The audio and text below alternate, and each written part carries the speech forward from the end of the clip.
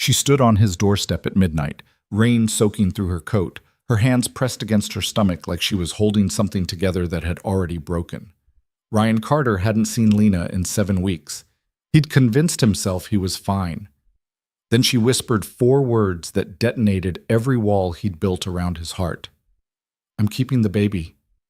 He stepped back. She stepped back further, and the door closed between them like a verdict. If you're watching from anywhere in the world, drop a like and tell me your city in the comments so I can see how far this story has traveled. Stay with me until the end, because the man who ran that night becomes someone you won't recognize. The alarm went off at 5:47 a.m. every weekday, and Ryan Carter was already awake before it rang. He always was. For almost 2 years now, sleep had become a thing he negotiated with, not something he surrendered to. He'd lie in the dark with his eyes open, listening to the refrigerator hum downstairs, the radiator ticking in the hallway, the faint rustle of his daughter turning over in the room across from his. Then the alarm would chirp, and he'd reach over and kill it before the second beep. He sat up, rubbed his jaw. His beard was coming in rougher than he liked. He'd shave in the shower. He always did. The house in Lakewood, Ohio, was a narrow 2-story with blue siding and a porch that sagged on the left side. He'd bought it for a song 3 years ago when the neighborhood was still considered rough. Now there was a kombucha place on the corner where the liquor store used to be, and his mortgage was the only thing in his life that had gotten cheaper with time. He padded down the hall in bare feet and pushed open Emma's door an inch. She was a small lump under a comforter covered in unicorns, one arm hanging off the bed, her mouth open. 5 years old, dark hair like her mother's, the stuffed fox she'd named Biscuit tucked under her chin. Ryan watched her for a second. Just one. He didn't let himself linger. Lingering was how you got soft, and soft was how you got blindsided. He closed the door and went to make coffee. By 6:30, he'd showered, shaved, dressed in dark jeans and a charcoal Henley, packed Emma's lunch, turkey and cheese on wheat, grapes cut in half because she still didn't chew them right, a note that said, "I love you, kiddo," because he wrote one every single morning and would, until she asked him to stop. By 7:15, she was at the kitchen table in her school uniform, eating oatmeal with too much brown sugar and telling him a very long story about a girl named Clara who was mean at recess. "So I said, 'Clara, that's not nice,'" Emma reported, waving her spoon. And she said, "I'm not being mean, I'm being honest." And I said, "Honest can still be mean, Daddy says." Ryan looked up from his phone. "I said that?" "Last week, in the car." "Okay, I stand by it." "Me too." She scooped another bite. "Also, my tooth is loose." "Which one?" She grinned and wiggled a tiny bottom incisor with her tongue. It moved. Ryan felt something tighten in his chest that he refused to identify. "Huh," he said. "We'll see how it's doing tonight. Will the tooth fairy come?" "If she comes, she comes." "Daddy?" "Eat your oatmeal, Em." At 7:55, he pulled up to the front of Lakewood Elementary in his gray Ford Escape. Emma unbuckled, leaned across the gear shift, and pressed a sticky kiss to his cheek that smelled like brown sugar. "Bye, Daddy." "Bye, baby. Be good." "I'm always good." Debatable. She laughed, that wide-open, whole-body laugh that 5-year-olds have before the world teaches them to dim it, and slammed the door and ran. Ryan sat there for a second. He watched her backpack bounce. He watched Mrs. Alvarez wave her through the door. Then he pulled out, drove 3 miles to the job site off Detroit Avenue, and spent the next 8 hours being Ryan Carter, general contractor, the man who did not smile much but whose crews showed up on time because he did. He'd built his company the way he'd rebuilt his life, brick by brick, on purpose, with nothing left to chance. 3 years ago, he hadn't had any of this. 3 years ago, he'd been in a hospital hallway with blood on his shirt, holding a 2-year-old who was screaming for a mother who wasn't coming back. He didn't think about that anymore. That was the rule. Sarah had died on a Tuesday in March. Ryan still couldn't drive past the intersection of Clifton and 117th without his hands going cold on the wheel. A kid in a Jeep had run the light. The kid had been texting. The kid had walked away with a broken wrist. Sarah had been in the passenger seat, and Emma had been in the car seat in the back. And Sarah had turned her body at the last second to shield her daughter from the impact. The EMTs told him that at the scene. They told him it probably saved Emma's life. They didn't tell him what to do with that information for the rest of his. For 6 months after the funeral, he didn't speak unless he had to. He quit his job at the construction firm because he couldn't stand his co-workers' sympathy faces. He sold the house in Rocky River because every room had her in it. He moved himself and Emma into a 2-bedroom apartment above a dry cleaner and spent nights sitting on the bathroom floor with the door locked so his daughter wouldn't hear him break. Then one morning he'd woken up and realized Emma was eating cereal with her fingers because he hadn't washed a spoon in 4 days. That was the morning he decided, enough, not healed, not over it, just enough. He started his own contracting business with his last $12,000 and a used pickup. He set a schedule and kept it. He stopped drinking beer on weeknights. He read every parenting book the Lakewood Public Library had, and when he finished those, he drove to the Cleveland Heights branch and read theirs. He built a life the way he built a kitchen remodel, framed out, level, square, no shortcuts. He did not date. He did not consider dating. When women at Home Depot lingered in the aisle to ask him about grout sealer, he told them about grout sealer. When his sister Megan tried, for the 3rd Christmas in a row, to set him up with her coworker Danielle, he said, "Meg, I love you. Stop." "Ryan, it's been almost 3 years. I know how long it's been. You can't punish yourself forever." "I'm not punishing anyone. I'm raising my kid." "You can do both." "I'm not interested in both." Meg had looked at him the way people looked at houses with condemned signs on the door. Sad. A little scared. Like she wanted to go in and couldn't. He hadn't brought it up again. Neither had she. That had been in December. It was now early May, and Ryan Carter was not looking for anything, which, of course, is exactly when life decides to knock on your door. Saturdays belonged to Emma. That was another rule. Monday through Friday, Ryan was a contractor. Saturdays, he was dad. Groceries in the morning, park in the afternoon, pizza on the couch at night, a movie she'd seen 18 times and still laughed at the same jokes. This particular Saturday was warm for early May, the kind of day where Ohio remembers it has seasons other than gray. Emma wore a yellow sundress over leggings because she refused to be cold and refused to not be pretty, and she had opinions about which swings at Madison Park were the good ones. "The red ones, Daddy. Only the red ones." "Why only the red ones?" "Because they're faster." "They're the same swings, Em." "You don't know science." He laughed. It surprised him. It had been surprising him more lately, the laugh sneaking out before he could catch it. He didn't know if that was good or not. He pushed her on the red swing. Higher, higher. She shrieked the way kids do when they're half scared and half in love with being scared. Other parents glanced over and smiled. Ryan nodded politely and looked at his phone. That was when he heard the voice. Excuse me, sir? Your kid is incredible, but I think she's trying to tell you something." He turned. A woman stood a few feet away, hands shoved in the pockets of an oversized denim jacket, sunglasses pushed up into a mess of honey-brown hair. She was grinning. Not politely. Actually grinning like she found something funny and didn't mind him knowing. He followed her gaze up.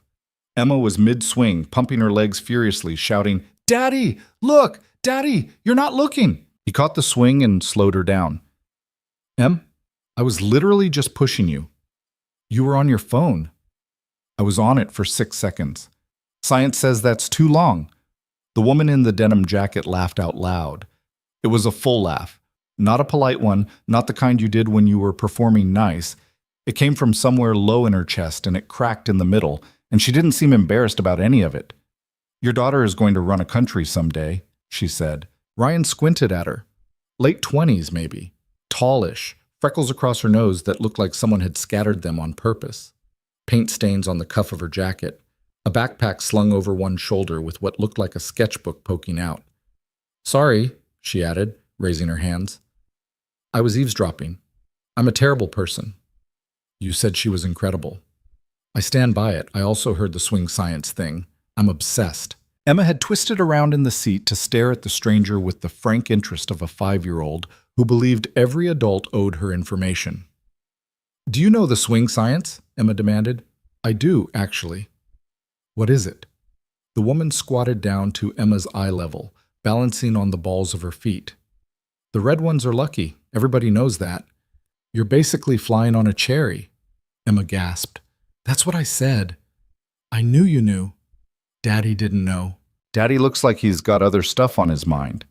She said it lightly, but she looked up at Ryan when she said it, and for a half second her eyes held his, and he felt a small, specific shock behind his ribs, like a door sticking and then unsticking. He didn't say anything. He couldn't exactly. He'd forgotten how to. Anyway, the woman said, straightening up, brushing mulch off her knees. I'm Lena. I didn't mean to hover. Your kid just reminded me of me, and I got distracted.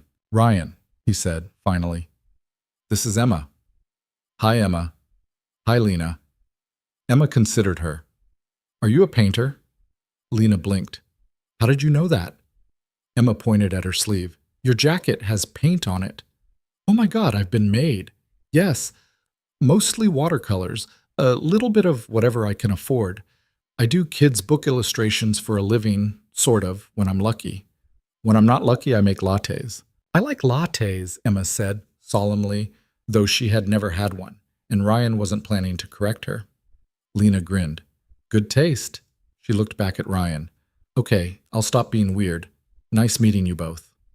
You're not weird, Emma informed her. That's kind. I am, though, just a little. Bye, Emma. Bye, Ryan. She turned and walked toward the pond, the backpack bouncing against her hip, and Ryan watched her go for exactly 3 seconds before he made himself look at the swing chain instead. Daddy? Yeah, Em. I liked her. That's nice. She smelled like oranges. Okay. Can we get oranges? Yes. Push me. He pushed her. He did not look at the pond. He looked exactly once more before they left, 20 minutes later, and Lena was sitting on a bench with her sketchbook open on her knees and a pencil in her teeth, drawing a kid who was eating a popsicle. She didn't see him look. He told himself he was glad. He didn't expect to see her again. That was the whole thing about the park. Park people were strangers. You smiled, you nodded, your kids played near each other for 40 minutes. You went home. That was the contract. But the following Saturday, Emma pulled on his hand the second they got out of the car and said, red swing, and dragged him across the field. And when they rounded the corner of the climbing structure, Lena was already there, not waiting, just there. Sitting on the same bench, sketchbook open, a coffee balanced on the armrest. Different jacket this time. Army green, sleeves too long, same paint stains, same mess of hair. She looked up when Emma shouted, Lena! At full volume across 40 feet of grass. Ryan watched her face do something. Surprise first. Then a slow, genuine smile. The kind that started in the eyes before it reached the mouth. Hey, swing scientist! Emma ran. Ryan walked. By the time he got to the bench, Emma was already climbing up next to Lena and peering at the sketchbook. You're drawing a dog. I am. He doesn't have a tail. I haven't gotten to the tail yet. Oh, okay. Emma settled in like she'd known her for years. I have a loose tooth. No way. Which one? Emma demonstrated. Lena made appropriate sounds of awe. Ryan stood a few feet away, hands in his pockets, not sitting. Lena glanced up at him. I'm not stalking you. Didn't say you were. You're thinking it. I'm thinking a lot of things. Fair. She closed the sketchbook around the pencil to hold her place. I come here Saturdays. I live 2 blocks that way. She pointed vaguely. The light's good in the morning, plus I get to draw kids without anyone calling the cops because the parents are literally right there. Efficient. I'm a woman of systems. He almost smiled. She saw it. He could tell by the tiny shift at the corner of her mouth, the small victory of it. She didn't comment. Daddy, Emma said, without looking up, can I show Lena the red swing? She was working. I'm done working, Lena said easily. Lead the way, boss. Emma jumped off the bench and grabbed Lena's hand without asking, and Lena let her, and Ryan stood there with his mouth slightly open and watched his daughter drag a woman he barely knew across the playground, like she'd been waiting her whole life for a guide. It became a thing. Ryan would have denied this if anyone had asked. He would have said it wasn't a thing. It was a coincidence, and then it was a habit, and then it was just what Saturdays looked like. Saturdays looked like Emma running ahead of him across the grass. Saturdays looked like Lena already there, or almost there, or arriving 5 minutes after them with a paper bag of pastries from the place on Detroit. Saturdays looked like Emma on Lena's shoulders, Emma in Lena's lap with the sketchbook. Emma teaching Lena the extremely detailed rules of a game called Don't Step on the Lines or You Die. Lena did not ask to come home with them. She did not ask for his number. She didn't try to extend the Saturdays into anything else. For 3 weeks she stayed exactly where she was, in that park, on that bench, inside the fence of the unspoken deal they'd made without ever saying a word out loud. Ryan was grateful for that. He thought he was grateful. Then, on the 4th Saturday, it rained. He almost didn't go. Emma had a runny nose and a slight cough, and the sky looked like someone had wrung out a dish rag over it. He told her they'd skip the park this week. Emma cried. Not a tantrum. Worse. A quiet, streaming, wrecked kind of cry. The kind she'd done for weeks after Sarah died. The kind Ryan had promised himself she'd never have to do again. I want to see Lena, she said into his shirt, small and hot and snotty. I always see Lena on Saturday. He held her on the kitchen floor for a long time. Then he picked up his phone and did something he had not done in 3 years. He opened the Instagram app Megan had made him download. He searched Lena, Illustrator Lakewood. He found her on the 3rd try. At Lena.makes.stuff. Her bio said, Ohio-grown, coffee-fueled, drawing your feelings so you don't have to. Her grid was pastel ducks and serious-faced toddlers and the occasional self-portrait in a mirror. He sent a message. This is Ryan, Emma's dad. She's sick, but she's very upset that we can't come to the park. I know this is weird. I'm sorry. He put the phone face down on the counter. He took a breath. The phone buzzed within 90 seconds. Not weird. Is she okay? Just a cold. She's dramatic. She's perfect. Tell her I'll draw her a get well card and bring it by. Address? He stared at that message for a long time. He was a man who did not give his address to strangers. He was a man who did not let people into his house. He was a man who had rules. He typed the address and hit send before he could talk himself out of it. Lena showed up an hour later in a yellow raincoat that was 3 sizes too big, holding a plastic bag from a bodega with oranges in it. Emma said last time she wanted oranges. I don't know if that was real or if I imagined it, but here we are. And a piece of thick watercolor paper rolled up in a rubber band. She stood on his porch, dripping. Hi, she said. I'm not coming in. I know you have a thing about your house. I don't have a thing. You have a thing, Ryan. It's okay. I brought the card and the citrus. I'll go. He looked at her. The rain was running off the hood of the yellow coat in a thin stream. Her cheeks were pink from the cold. Her hands were full. He stepped back from the door. Come inside, Lena. She looked up at him quickly, like she was checking to see if she'd heard it right. Are you sure? No, he said. Come in anyway. She came in. Emma shrieked from the living room. Lena shrieked back. For the next 3 hours, his house was louder than it had been in 3 years. Lena sprawled on the rug, Emma draped across her like a koala, the two of them making up names for the characters in Lena's sketchbook.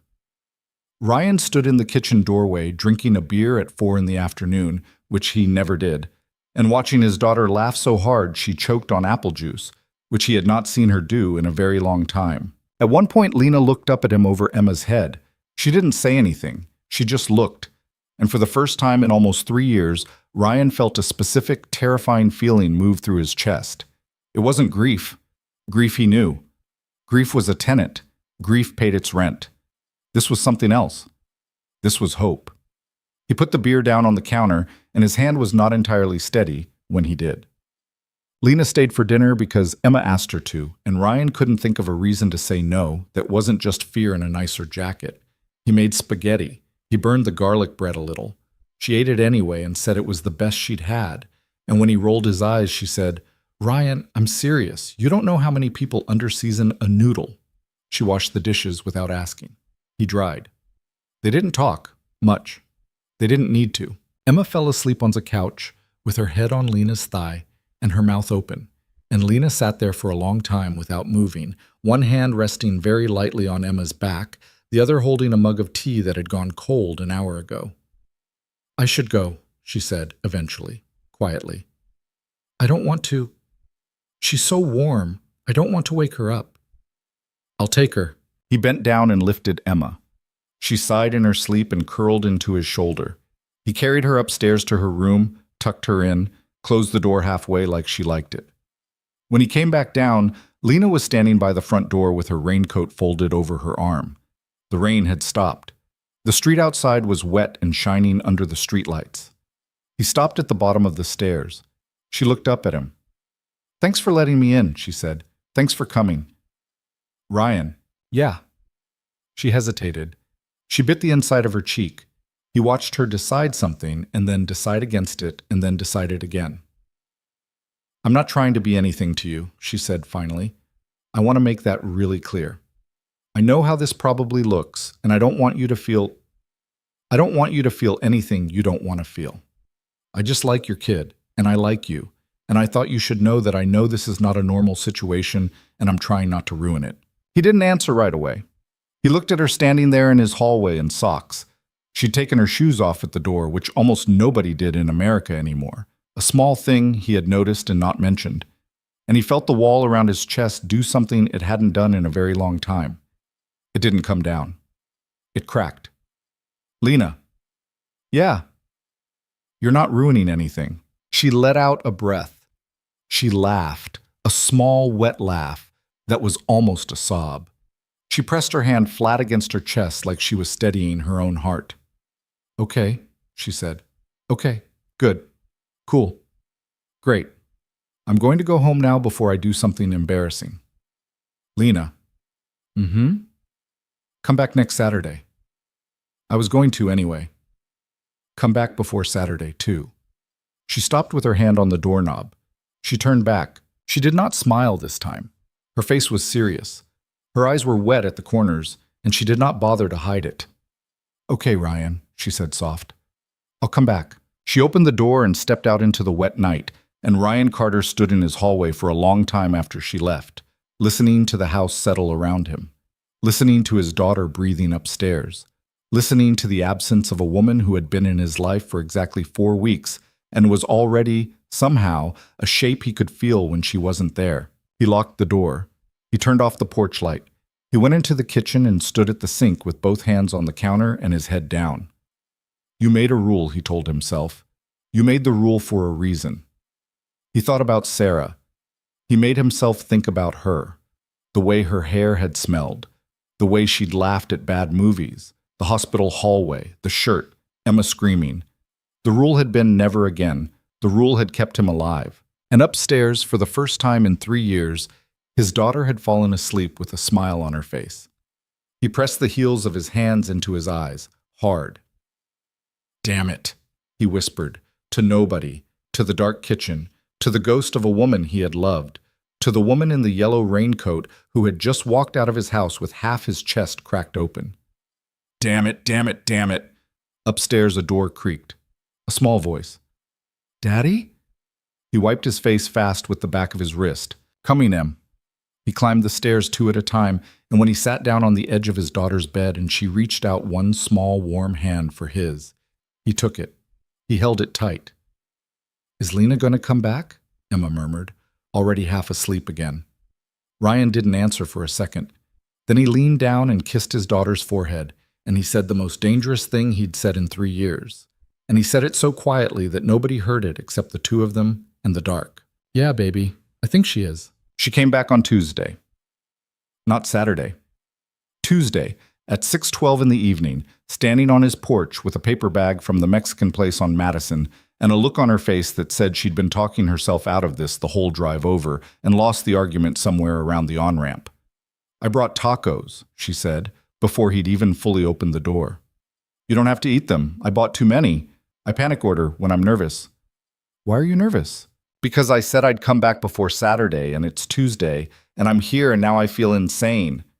Ryan looked at her. She was wearing a black t-shirt and jeans with a hole at the knee that looked earned, not bought.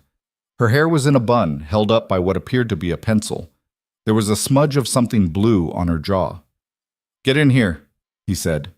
She got in. Emma came tearing around the corner from the living room with a crayon in each hand and a mouthful of graham cracker, and she stopped dead when she saw Lena and then screamed her name like Lena had been lost at sea and presumed dead. Lena! Emma! It's Tuesday! I know I'm crazy, I know. Daddy said you weren't coming until Saturday. Daddy lied. Ryan, unloading tacos onto the kitchen table, said without turning around, Daddy did not lie. Daddy simply did not have updated information. Lena laughed. It was the same laugh from the park, the one that cracked in the middle. And it did something to the inside of his chest he was deciding not to examine. They ate at the table.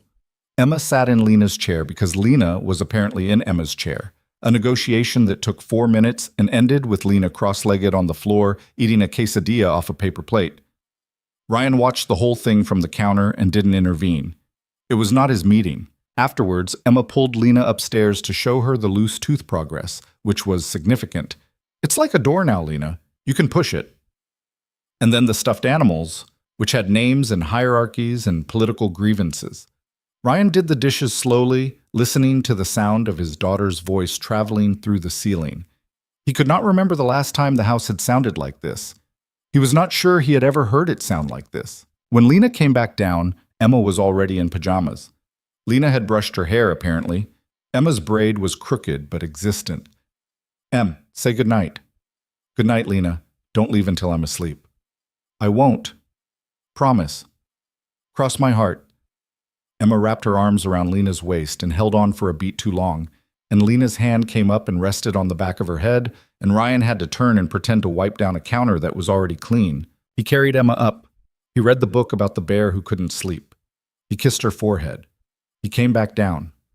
Lena was sitting on the couch, shoes off, feet tucked under her, looking at a framed photo on the side table. He knew which one before he came around the corner. It was Sarah. Sarah at 26, on a beach in South Carolina, laughing at something off camera with her hair in her face. He'd almost taken it down 100 times. He never had. Lena didn't pick it up. She just looked at it. This is her, she said when he sat down on the other end of the couch. Not a question. Yeah. She's beautiful. She was. A pause. Lena set the photo back exactly where it had been. She turned and pulled her knees up and looked at him. Ryan, I want to ask you something, and you can say no. Okay. What happened? He didn't answer right away. He looked at his hands. He had a scar across the knuckles of his left hand from a miter saw 6 years ago. He still remembered the exact second he'd done it. He remembered a lot of exact seconds. Car accident, he said. 3 years ago this March. She was in the passenger seat. Emma was in the back. Emma was 2. Kid ran a red light at Clifton and 117th. Kid was on his phone. She turned to reach back and put her arm across Emma's car seat when she saw it coming. He stopped. He started again. She took the hit. Emma didn't have a scratch on her. Sarah died at the hospital about 40 minutes after we got there. Ryan, I was following them in my truck. I was 3 cars back. I saw it happen. I got out and ran, and I got Emma out first. She was screaming. She was screaming for her mom. His voice did something on the last word. He stopped and cleared his throat and stared at the wall. Lena didn't move to touch him. She didn't say, I'm so sorry, or that's awful, or any of the other sentences people had said to him 1,000 times at the funeral and after, the sentences that were meant well and meant nothing. She just sat there. Then, after a long time, she said, That is the worst thing I have ever heard anybody say out loud. He laughed. It was a terrible laugh, half a sob, but it came out of him and he couldn't stop it, and she didn't flinch. Yeah, he said, it's pretty bad. Does Emma remember her? Not really. She has little pieces. She knows the smell of her perfume. I kept a bottle. She asked me to open it sometimes. Oh, Ryan, don't. I'm not doing anything. Yeah, you are. What am I doing? You're looking at me like you want to fix it. Lena's face changed. Something hardened in it, just a little, just enough. I'm not trying to fix it, she said. I'm not that stupid. You don't fix something like that. You just carry it, right? I'm sitting here because you told me, and I wanted you to know I heard you. He looked at her. Okay, he said finally. Okay. Okay. The silence that followed was the first silence in his living room in 3 years that didn't feel like an empty room. It felt like a full one. After a long minute, she said very quietly, "My dad died when I was 11. He turned his head. Not the same thing, she added quickly. I'm not doing a Me Too thing. I wanted you to know that I know what some parts of it are. That's all.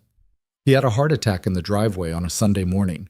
My mom couldn't get the car started to drive him to the hospital because the battery was dead. She used to say that for years after. She used to say it like she was the one who killed him. She wasn't, but she said it. Jesus. Mm-hmm. Is she still around? She's in Toledo. We talk. We're fine. We're not close. She remarried a guy named Kevin who sells insurance, and I think Kevin is fine, but also I have never in my life had a full conversation with Kevin, so he almost smiled. Kevin. Kevin. Poor Kevin. Poor Kevin. They sat there on the couch. The lamp was on.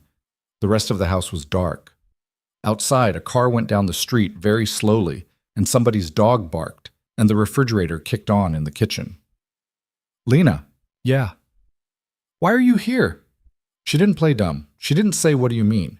She'd been waiting for it. He could tell. I don't know, she said. That's the honest answer. I don't have a plan. I'm not here because I've decided anything about you. I like your kid. I like the way you are with your kid. I like that your kitchen smells like coffee all the time, and that you keep your shoes lined up by the door, and that you pretended not to notice I put my feet on your couch. I like you. I don't know what that means yet. I don't need it to mean anything yet. Is that okay? Yeah, he said. That's okay. Okay? Lena. I haven't done this in a really long time. I can tell. He huffed out a laugh. Thanks. That wasn't a criticism, Ryan. That was just me saying words. You're terrible at this.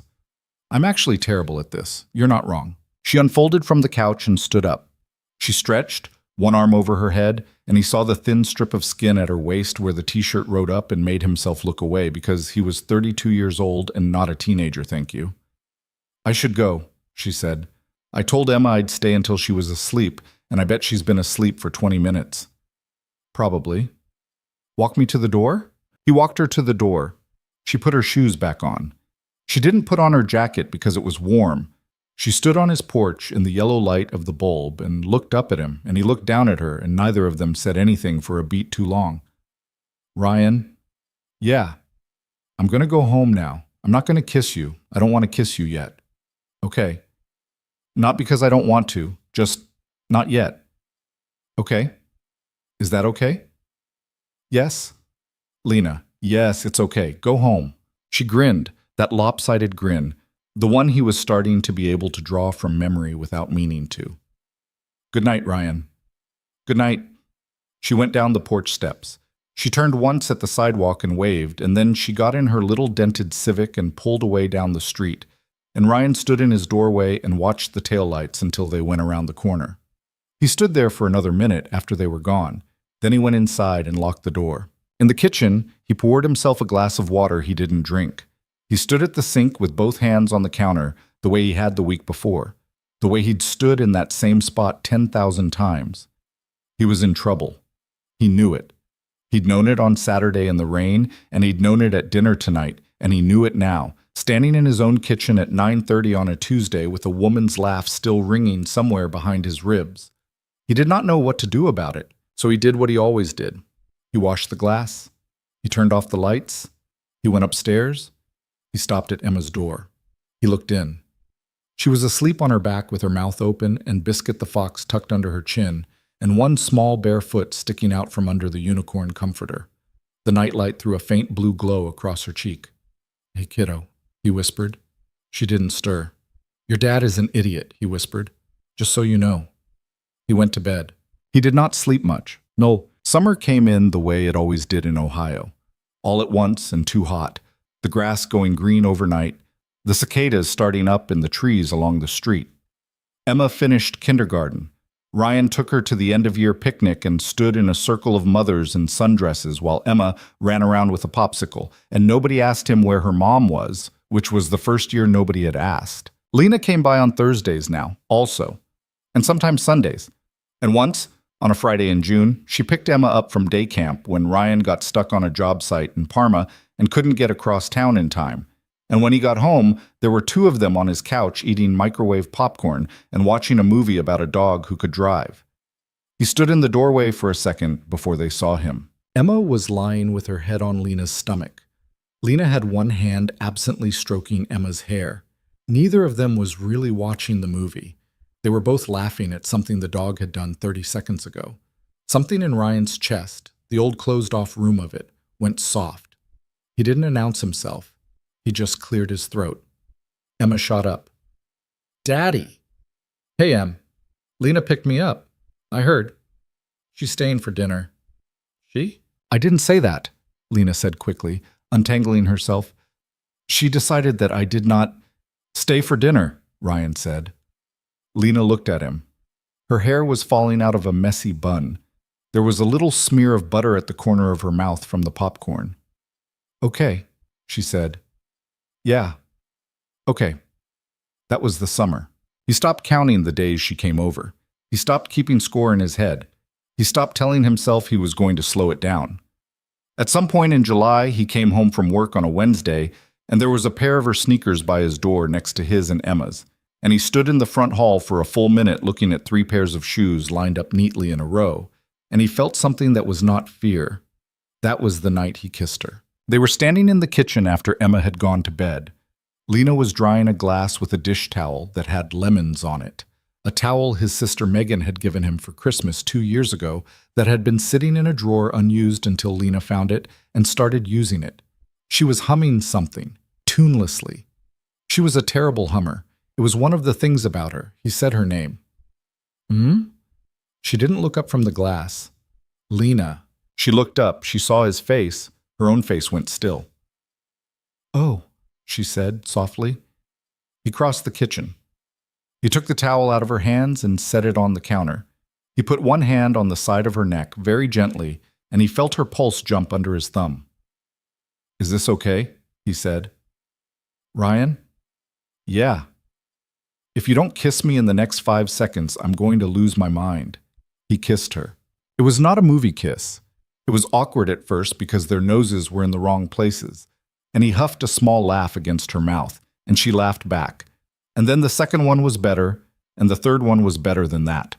His hand slid down to her waist, and her hand came up into his hair, and for a full minute he was not thinking about Sarah or Emma or his business or his crew or any of the 10,000 things that lived in his head on an average Tuesday. He was just thinking about the woman in his kitchen. She pulled back first. She pressed her forehead against his chin. Her eyes were closed. "Okay," she said, on a small breath. "Okay. Wow. Yeah. I'm going to go home now. Lena. Because if I stay, I'm going to do something I promised myself I wouldn't do for at least another month." He laughed. He actually laughed, low in his chest. "Okay.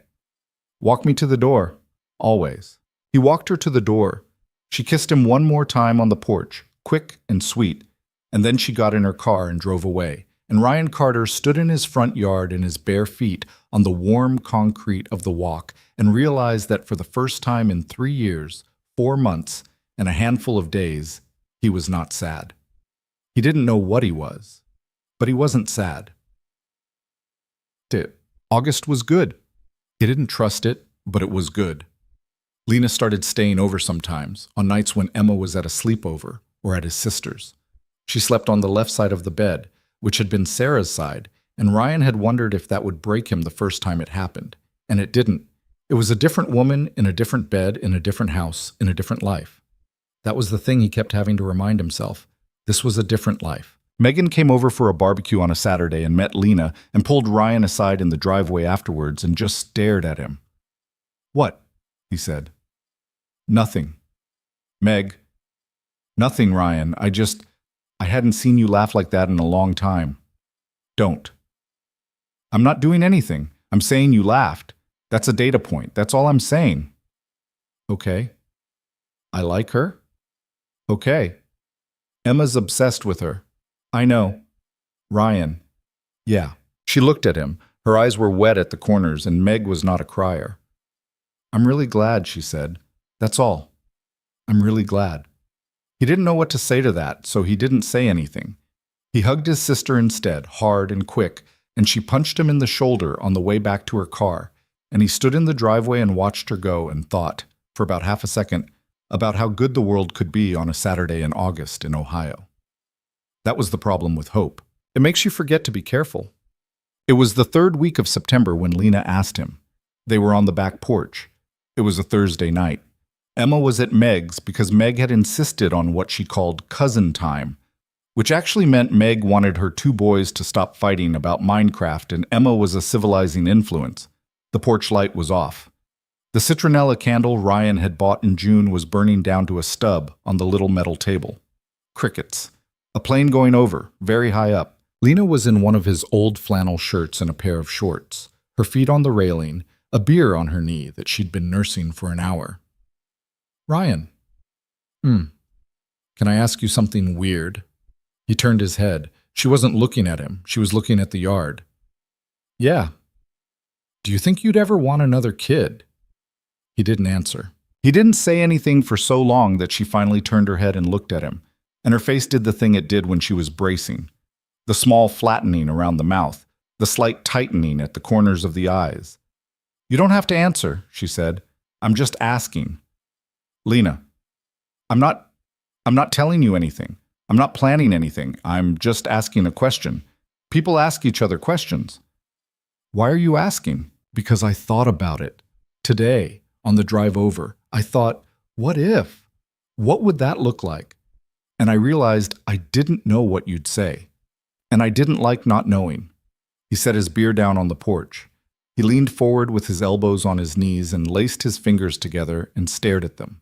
He could feel the wall going back up. He could feel it. He hated it, and he couldn't stop it.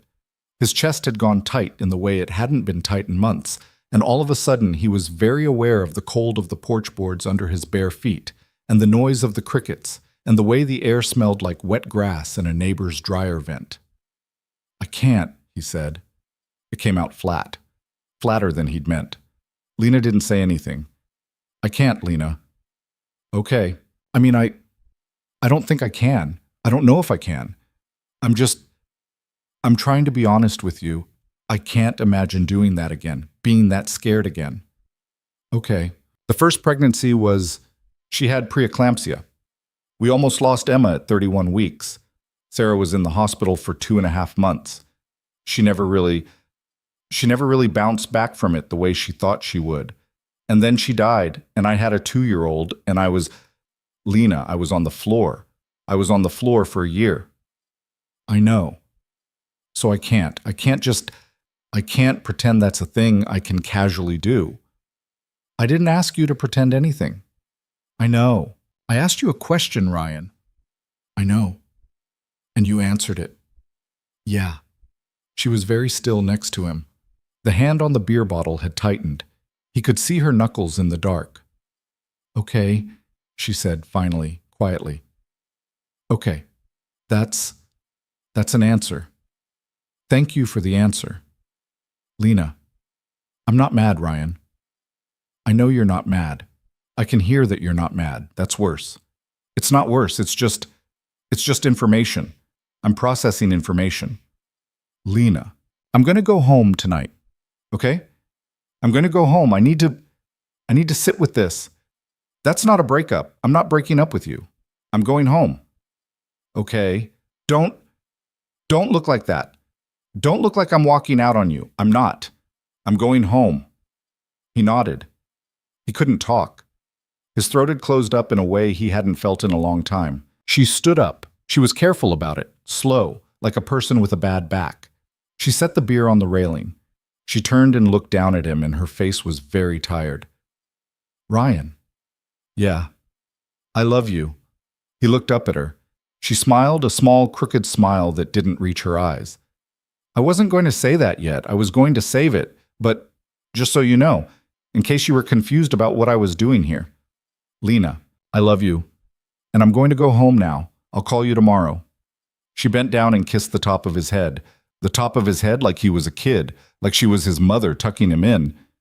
And then she walked through the screen door and through the house, and he heard the front door open and close, and he heard her car start, and he heard her pull away.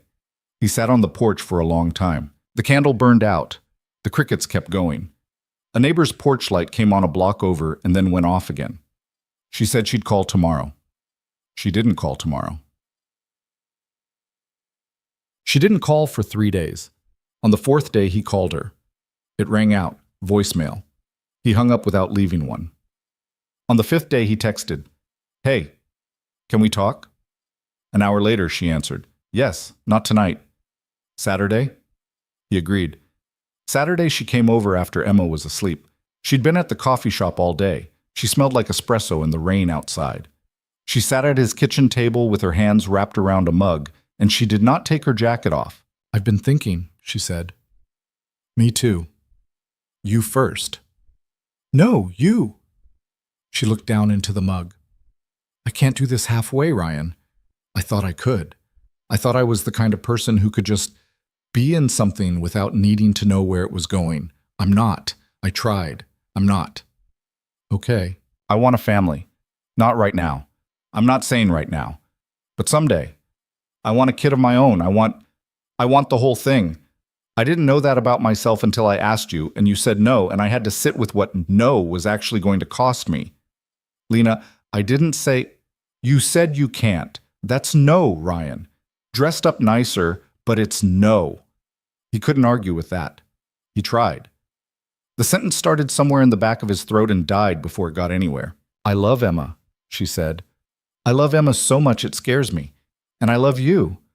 I love you too, and I have loved you for longer than is reasonable given the timeline, and I don't regret any of it. But I can't pretend I'm okay with an answer I'm not okay with. I tried for 3 days. I'm not okay." "What do you want me to do?" "I don't want you to do anything. That's not what I'm asking." "Then what?" "I'm asking you to think about it. Actually think about it. Not react, not flinch. Actually sit with it the way I just sat with your answer for 3 days. And if in a month, or 2 months, or a year, the answer is still I can't, then that's your answer and I'll figure out what to do with it. But I don't want you to tell me tonight." He stared at her across the table. "That's fair." "Is it?" Yeah, it's fair." "Okay. Lena." Don't disappear on me for a while again. I can't do that." She looked at him. Her eyes were wet. She blinked fast and looked away. "I'm sorry about the 3 days. I'm not trying to guilt you." "I know. I'm sorry anyway." She stayed that night. Not for anything exactly. They slept in the same bed and he held her and neither of them talked, and in the morning she was gone before Emma woke up, and there was a note on the counter in her slanted handwriting that said, "Back Tuesday. Don't spiral. L." He did not spiral. He did not promise. He told himself he'd think about it. He did think about it. He thought about nothing else, actually, for the next 2 weeks. He thought about it on the drive to work. He thought about it on the roof of a job site in Westlake, nailing down shingles in a wind that kept trying to take his hat. He thought about it lying in bed at 2 in the morning with his arm over his eyes. He tried to picture it. A second kid. Lena pregnant. Lena on a hospital bed. Lena not okay. Lena losing too much blood. The machines beeping the way they had beeped. The ER doctor coming out to the hallway with the specific face they made. He couldn't get past it. Every time he tried to picture a baby in his arms, his brain slid sideways and put Lena in the hospital bed instead, and a part of him, a cold, locked, animal part of him, would recoil so hard he'd physically flinch. He thought about telling her. He thought about sitting her down and saying, "I tried. I tried for 2 weeks. I can't picture a version of this where you don't die." He thought about how that would land on her face. He didn't say it. He didn't say anything. October came. The maple in his front yard turned red and then brown. Emma started 1st grade. Lena came over 3 times a week, sometimes 4. She didn't bring it up again. Neither did he. But something had changed. He could feel her being careful with him, in a way she hadn't been careful before. She laughed at his jokes a half-second later than she used to. She stopped leaving her sweater on the back of the kitchen chair overnight. She kissed Emma goodnight and then kissed him on the cheek and went home, more often now, on nights when before she would have stayed. He hated it, and he couldn't say anything about it because he was the one who had caused it. The thing about hope, he kept thinking, is that once you've had it, you notice when it starts to leak. And his was leaking. What? The fight came on a Tuesday in late October. It wasn't even about the baby. It was about a birthday party. Emma had a birthday coming up in November. She'd be 6, and Lena had asked casually if she could help plan it. Ryan had said yes, of course. Then he'd said he wanted to keep it small, just family, just Megan and her kids. Maybe 2 friends from school. Okay, Lena had said. That's fine, that sounds nice. And that should have been it, but he'd heard something in her voice. A pulling back, a careful kind of politeness he hadn't heard from her before, not with him. And he'd said without quite meaning to, "What?" "Nothing. Lena." "It's not a big deal, Ryan." "What?" I thought maybe I could." "Nothing. Forget it. It's fine." Finish the sentence. She'd looked at him. They were in the kitchen. She'd been chopping an onion. She put the knife down. "I thought maybe I'd be included in the family part," she said. "That's it. That's the whole sentence. I'm not making a thing of it. I know that's not, I know where I fit. For a second I forgot. That's all." "Lena, you are, am I? Am I Ryan?" "Yes, obviously, yes. Because it doesn't always feel obvious." "What does that mean?" It means I don't know where I am, Ryan. That's what it means. I don't know what I am to you. I know I love you, and I know you love me. I'm not questioning that part, but I've been here almost 6 months. 6 months. And I don't know what we're doing. I don't know what the plan is. I don't know if there is a plan. I don't know if you're just waiting for me to go away on my own so you don't have to be the one who ends it. I'm not waiting for you to. Then tell me, Ryan. Tell me what this is. Tell me what we're building. Because right now I feel like I'm standing in your kitchen holding an onion, and I don't know if I'm your girlfriend or your babysitter or a phase or what. You're not a phase. Then what am I? He opened his mouth. He closed it. He didn't have the sentence. He'd been so busy for the last 2 weeks picturing her in a hospital bed that he had not somehow constructed the sentence for what she actually was right now, standing in his kitchen. She watched his face. He watched hers do something terrible. "Oh," she said softly. "Lena, wait." No, it's okay. It's okay. I shouldn't have. I pushed. That wasn't fair. I pushed. You didn't push. Ryan, you don't have the words. That's the answer. If you had the words, you'd have them. I'm not mad. I'm just. She stopped. She put her hands flat on the counter. She breathed in and out very carefully, like a person who was trying not to be sick. "I need to go," she said. "Lena, I need to go, Ryan. Don't go like this. I have to go like this. If I stay, I'll make it worse. I'll say something I can't take back. I don't want to. I don't want to ruin it. You're not ruining anything. One of us is ruining something. I just can't tell which one of us yet." She untied the apron. She'd been wearing his apron, a ratty green one that said, "Kiss the cook," that Megan had given him as a joke. And she folded it and set it on the counter like it was somebody else's. She didn't cry.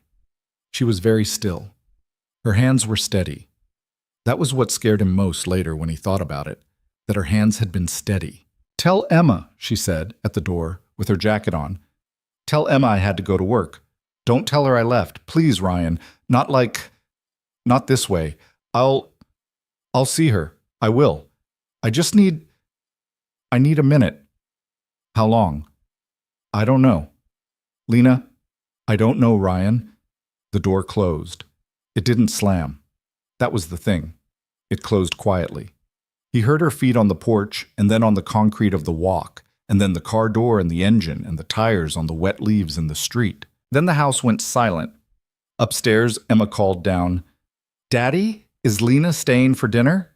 He stood in the kitchen, onion on the cutting board, the knife where she'd put it down, the folded apron on the counter. "Not tonight, baby," he called up, and his voice came out steady, which was a small mercy he hadn't expected. "Not tonight. She had to go." "Tomorrow?" He put one hand flat on the counter. "We'll see, Em, we'll see." He stood there for a long time after that, not moving, the way a man stands in a field after lightning hits a tree nearby, checking to see if he's still alive, not quite sure yet, counting his own breaths.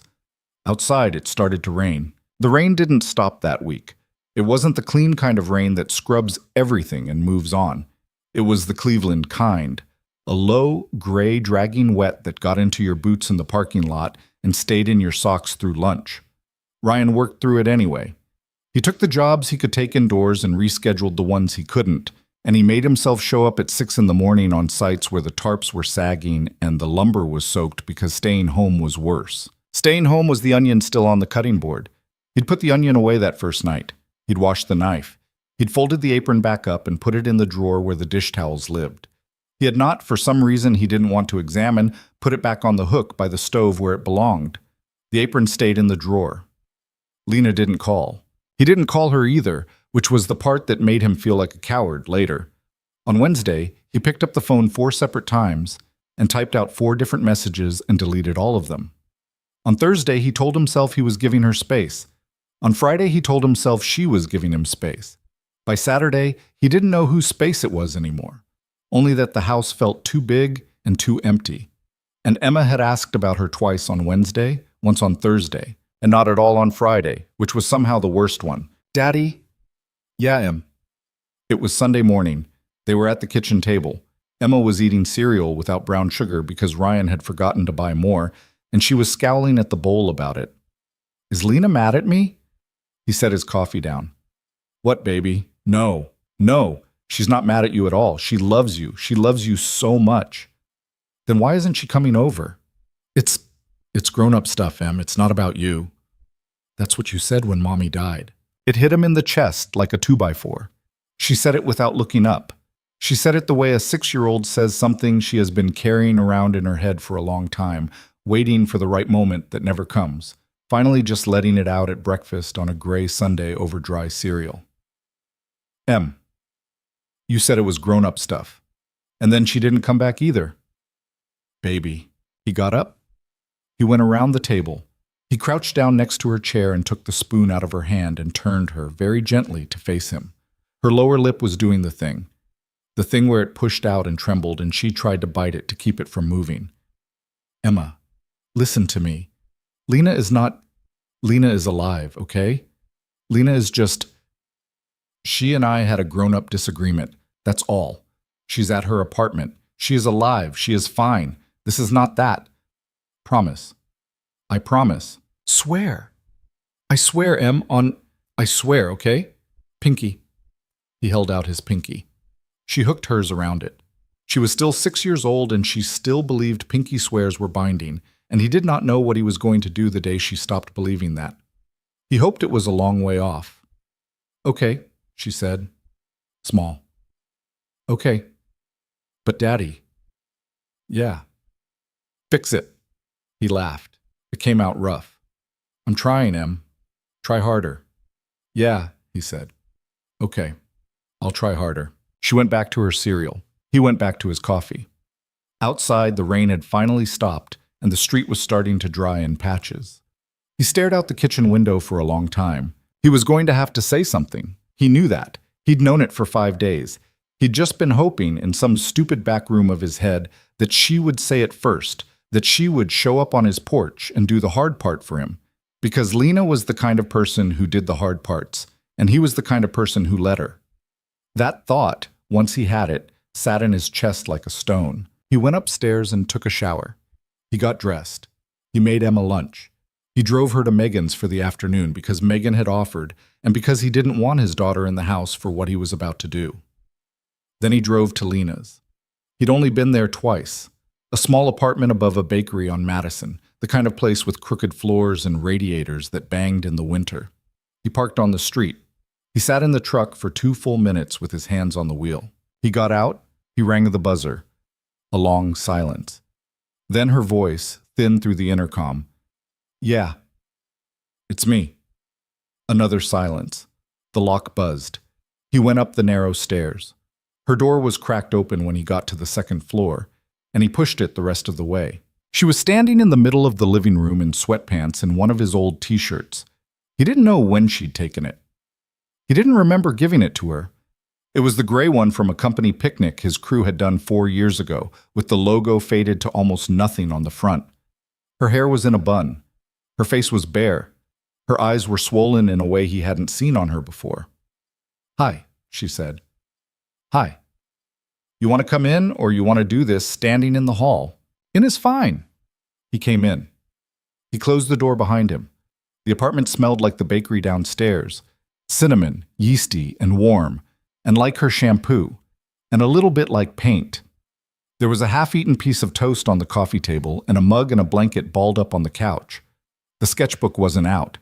He'd never been in her apartment without the sketchbook being out. "You want coffee?" she said. Lena. "I have coffee. I can make coffee." Lena. "Or tea. I have tea." Lena, sit down. She sat down on the couch. Her hands went into her lap and she folded them there, like a kid at a school desk. He sat on the edge of the armchair across from her. He leaned forward with his elbows on his knees. He'd rehearsed this in the truck. He'd had the whole thing ready, a clean little speech, and now it was all gone. "I'm sorry," he said. "Okay. I'm not just saying it, I'm saying it. I've been thinking about it for 5 days and I've been a coward about calling you, and I'm sorry about that too. You were right, in the kitchen, about all of it. You weren't pushing. I didn't have the words. I still don't totally have the words, but I'm here and I'm trying to find them, okay?" "Okay." "Lena, look at me." She looked up. "I love you," he said. "I love you. I haven't said it yet, and that's because I'm a 32-year-old man with the emotional range of a garage door, and not because I didn't feel it. I felt it in August. I felt it in July. I probably felt it the Saturday in the rain when you stood on my porch with an umbrella and a bag of oranges. I love you, and I should have said it 100 times before you had to leave my kitchen to get me to figure it out."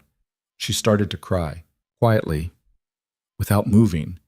Just tears sliding down her face while she sat there with her hands in her lap.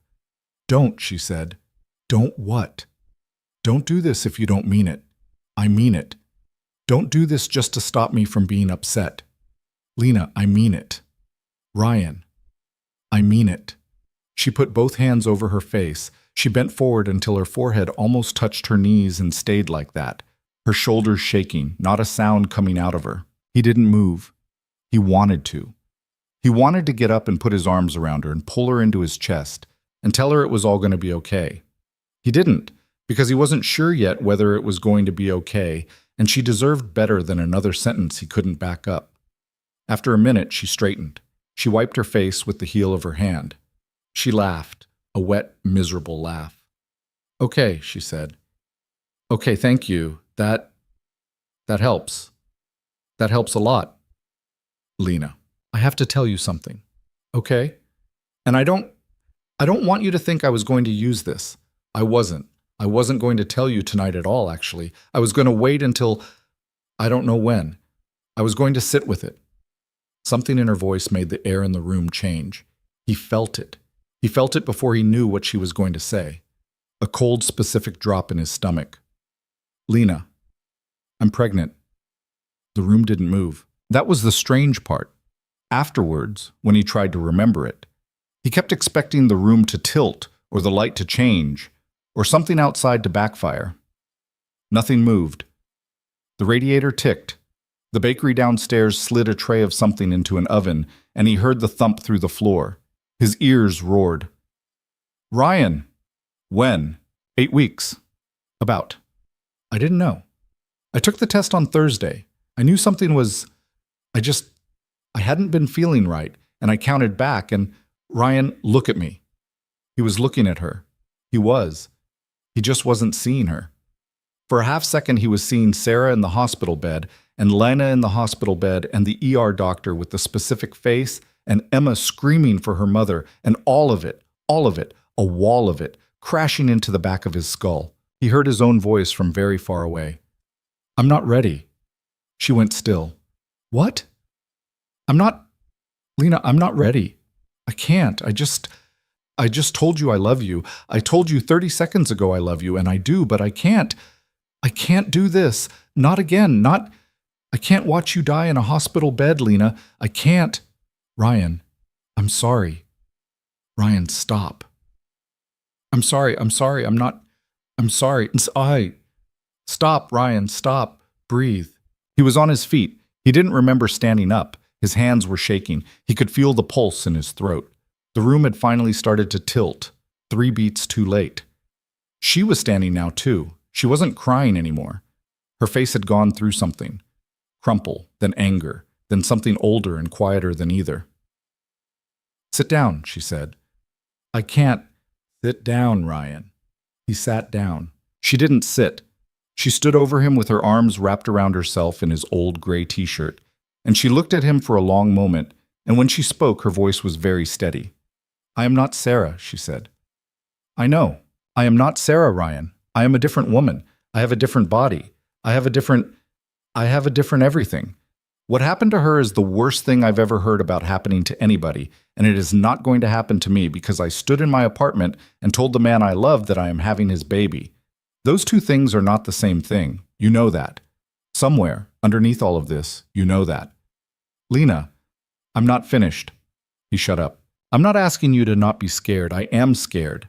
I was scared on Thursday when I looked at that stick, and I have been scared every single hour since. And I am going to be scared for the next 7.5 months and probably for the rest of my life, because I now understand something about you that I didn't understand before, which is that once you love somebody the way you love Emma, fear just becomes a thing you live with forever." "Okay, fine. I signed up for that. I signed up for that the day I walked up to your swing set and made a joke about cherries. I'm not asking you to not be scared." She took a breath. Her voice cracked finally. "Just a little. I'm asking you to be scared and stay." He couldn't look at her. He stared at the half-eaten toast on her coffee table. He stared at a ring of coffee on the wood. He stared at the blanket on the couch, anywhere but her face. "I don't know if I can," he said. Quiet. Honest. The worst sentence he had ever said in his life. The silence that came after that was not the silence from the couch 3 weeks ago. It wasn't a full silence. It was a silence with a floor going out under it. He heard her breath leave her in one long, shaky exhale. He heard her say, almost to herself, "Okay." Then louder, "Okay." He looked up. Her face was strange, dry-eyed, set. The way his sister had looked at him the day of Sarah's funeral, when she was the one holding him up and had decided at some point to just be the one holding him up and not feel anything else until later. Lena had gone to later, right in front of him, in about 15 seconds. "Lena, you should go, Ryan." "Lena, wait. You should go now, please.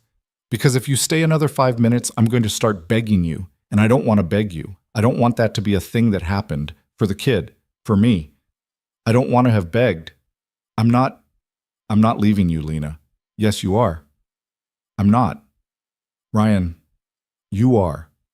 You're doing it right now. It's just taking you a minute to catch up to what's happening.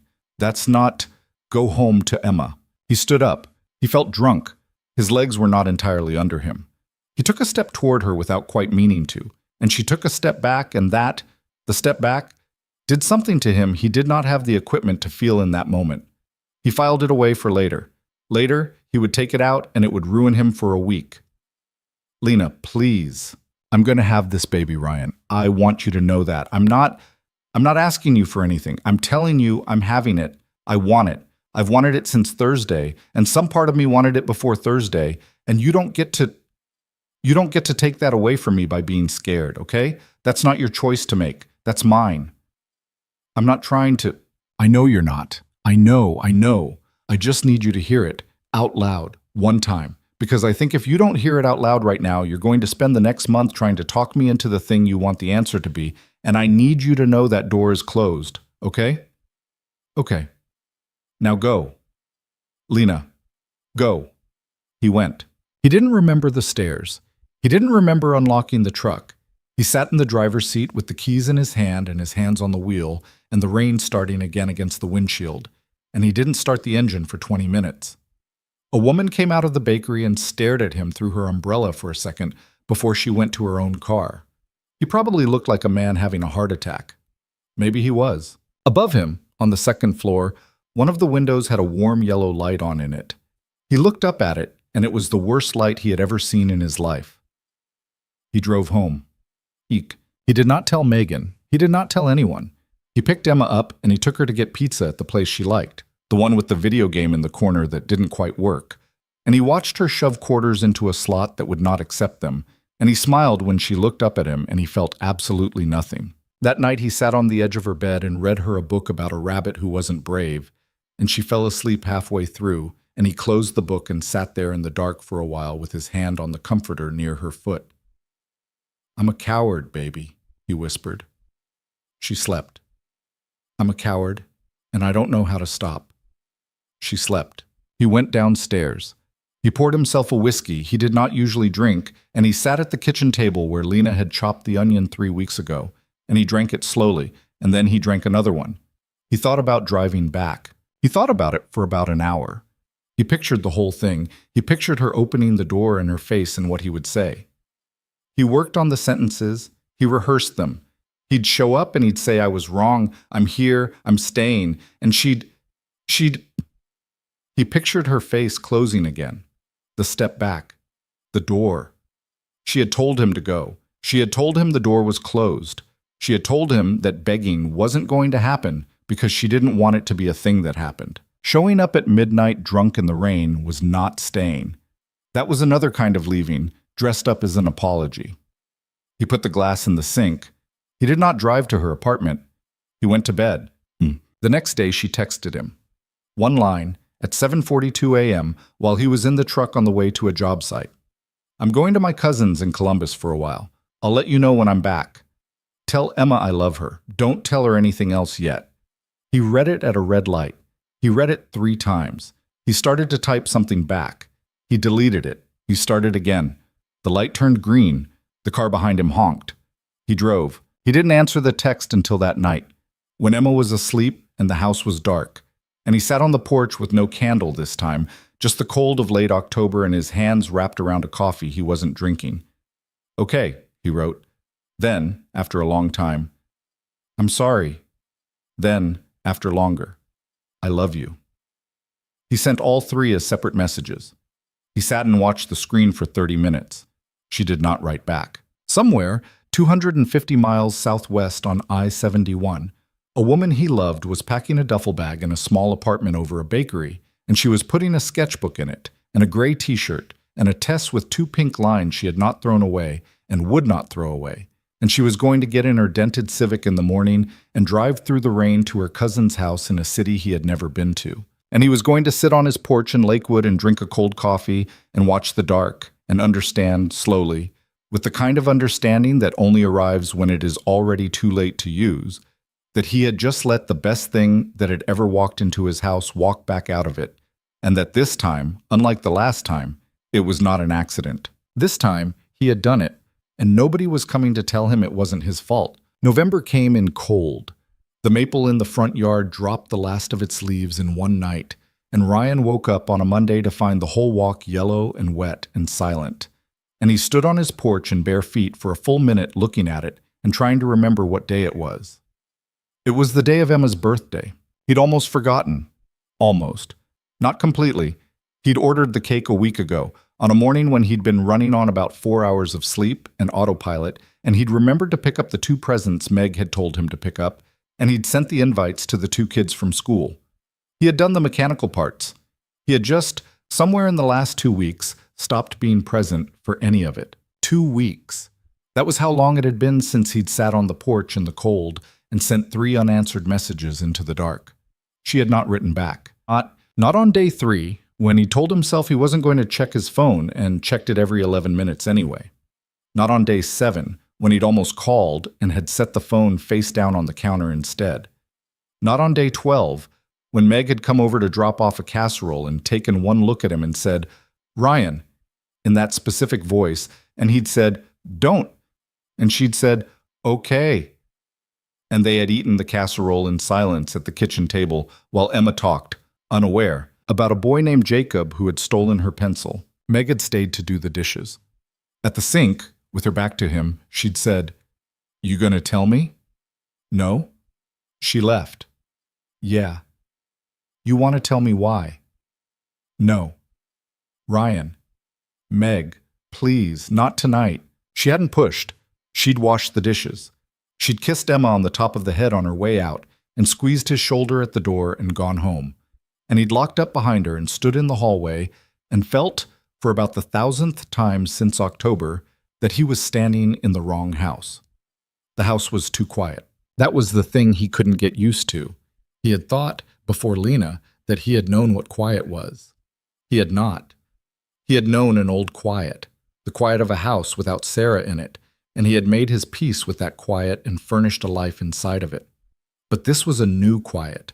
This was the quiet of a house that had briefly been full and now wasn't, and it sat on top of the old quiet like a second coat of paint, and it was somehow much worse. He did not know how that was possible. He had not thought it was possible to feel worse about losing her than he had felt about losing Sarah. He had not lost her to a car, though. That was the difference. He had lost her because he had stood in her apartment and let her tell him she was having his baby and then said, "I'm not ready," and those words, which he had said with his own mouth, had chased him every single night for 14 nights, and he did not know how to stop them. Emma's birthday was small, like he'd wanted it to be. Meg and her boys, 2 first graders named Hannah and Zoe, a chocolate cake from the bakery near the high school, the one with the thick frosting Emma had asked for specifically. Ryan made hot dogs because that was what Emma had requested, and he cut apple slices because Meg made a face at him about the hot dogs, and he put out a bowl of chips and pretended it was a meal. Emma was 6 now. She blew out 6 candles on the first try. She clapped for herself. She opened Meg's present first, a set of watercolors and brushes, because Meg had asked her what she wanted, and Emma had said without hesitation, "Paints, because I want to do what Lena does." And when she opened it, she held it up with both hands, and her face did something. Ryan watched her face do it. The happy part came first, the real grin, the tooth gap grin. Then a half second where her eyes flicked to the door, as if someone might walk in. Then the grin held, but her eyes didn't. She was 6 years old, and she was already learning to do the thing where you smile while looking for someone who isn't coming. He had to turn away. He pretended to get more napkins from the kitchen. He stood at the counter with both hands flat on it and his head down, and he felt Meg come in behind him. "Rye, I'm okay." "You're not." "I'm fine, Meg. Go back in there." "Ryan, where is she?" He didn't answer. "Did she leave?" Meg said quietly. "Or did you push her out?" He closed his eyes. He could hear the girls in the other room, laughing, Emma's voice rising above the others in a way it hadn't in weeks. He could hear her happy. He could hear her fine. He could also hear what she'd been the last 2 weeks, at bedtime, asking about Lena and pretending not to when he didn't answer. "Meg, you pushed her out." I didn't push her. I didn't go after her." "What happened, Rye?" He opened his mouth. He closed it. He opened it again. "She's pregnant," he said, quietly. The first time he had said it out loud to another human being. Meg went still behind him. "Jesus, Ryan." "Yeah." "And I told her I wasn't ready." "Ryan." "I know." "Ryan." "I know, Meg, don't. I know." "She's pregnant and you told her you weren't ready." "I know what I said." "Meg, stop. I know." She didn't stop. She didn't say anything for a beat. And then she said in a voice that was not angry exactly, but was the voice she'd used exactly once in their life, the voice she'd used the day of the funeral when he had been sitting on the bathroom floor and she had been standing on the other side of the locked door, a voice that sounded like their mother, which was not a comparison either of them had ever liked. "Then you better figure out how to get ready, because that little girl in there lost a mom once already, and she is not going to lose a second one because her father's scared." He turned. "It's not that simple, Meg." "It's exactly that simple. You don't know what it was like." "I do, Ryan. I know what it was like. I was at the hospital. I watched you. I carried you through it. Don't tell me I don't know. I know better than anybody except you." "Then why are you—" "Because I'm not losing you to it again." She was crying. Meg, who did not cry, standing by his kitchen sink in a sweater covered in chocolate frosting from hugging her niece. With tears on her face, she wasn't bothering to wipe. "I watched you claw back from that for 3 years, she said. "I watched you build this. I watched that woman walk into your life, and I watched you laugh again. I watched it, Ryan. And if you let fear be the reason you threw it away, I swear to you, I will never forgive you, and neither will Emma, and neither will you." Meg, fix it. I don't know if she, but I said fix it. From the other room, Daddy, Aunt Meg, come back. We're doing the cake. They both wiped their faces fast. Coming, Em? Meg called, bright, the wobble barely there. She looked at him one more time. She did not soften. Fix it, Ryan. She went back in. He stood there alone in the kitchen for another minute. Then he went in and he watched his daughter eat cake, and he laughed at the right places, and he was a ghost of a father at his own daughter's birthday party, and he knew it, and he could tell from the way Emma kept glancing at him between bites that she knew it too. That was the night it finally broke. After the party, after the girls were picked up, and Meg took her boys home, and Emma was bathed and in pajamas and brushing her teeth with a new purple toothbrush that had come in one of her cards, she came out of the bathroom barefoot and stood in front of him in the hall. Daddy? Yeah, Em. Can I ask you something for my birthday present? Sure. It's not a toy. Okay. She looked up at him. Her eyes were enormous and dark and very serious. Can we call Lena? He couldn't breathe for a second. Baby, I don't care if she's mad. I don't care if you're mad. I want to call her and say happy birthday to me from her because every time I made a wish today, I wished she was here and she wasn't, and the candles are done now and she's not here and I don't want to wait until next year. Please, Daddy. He crouched down in the hallway. He put his hands on her small shoulders. He looked at her face. This little person his wife had turned her body to protect. This little person he had rebuilt a life around. This little person who was asking him in a hallway in Lakewood, Ohio, to stop being a coward about something he had never had the right to be a coward about in the first place. Okay, he said. Rough. Okay, baby? I'll call her. Me first. Me first, then you. Okay. He got his phone. He sat on the top of the stairs with Emma in his lap. He tapped Lena's name in his recent calls. It had been weeks since he'd tapped it. The last call had been the one he hadn't finished on a Saturday in October, when he'd given up and set the phone down without pressing the green button. He pressed it now. It rang. It rang again, 4 times. Hello? Her voice. He hadn't heard it in 2.5 weeks. He hadn't let himself remember it exactly, because he'd known that once he remembered it, he would not be able to stop hearing it, and he had been right. Lena! Emma's voice shot out before his did. It's Emma. It's my birthday. There was a pause on the other end. It was a very specific pause. He knew exactly what Lena's face was doing in that pause.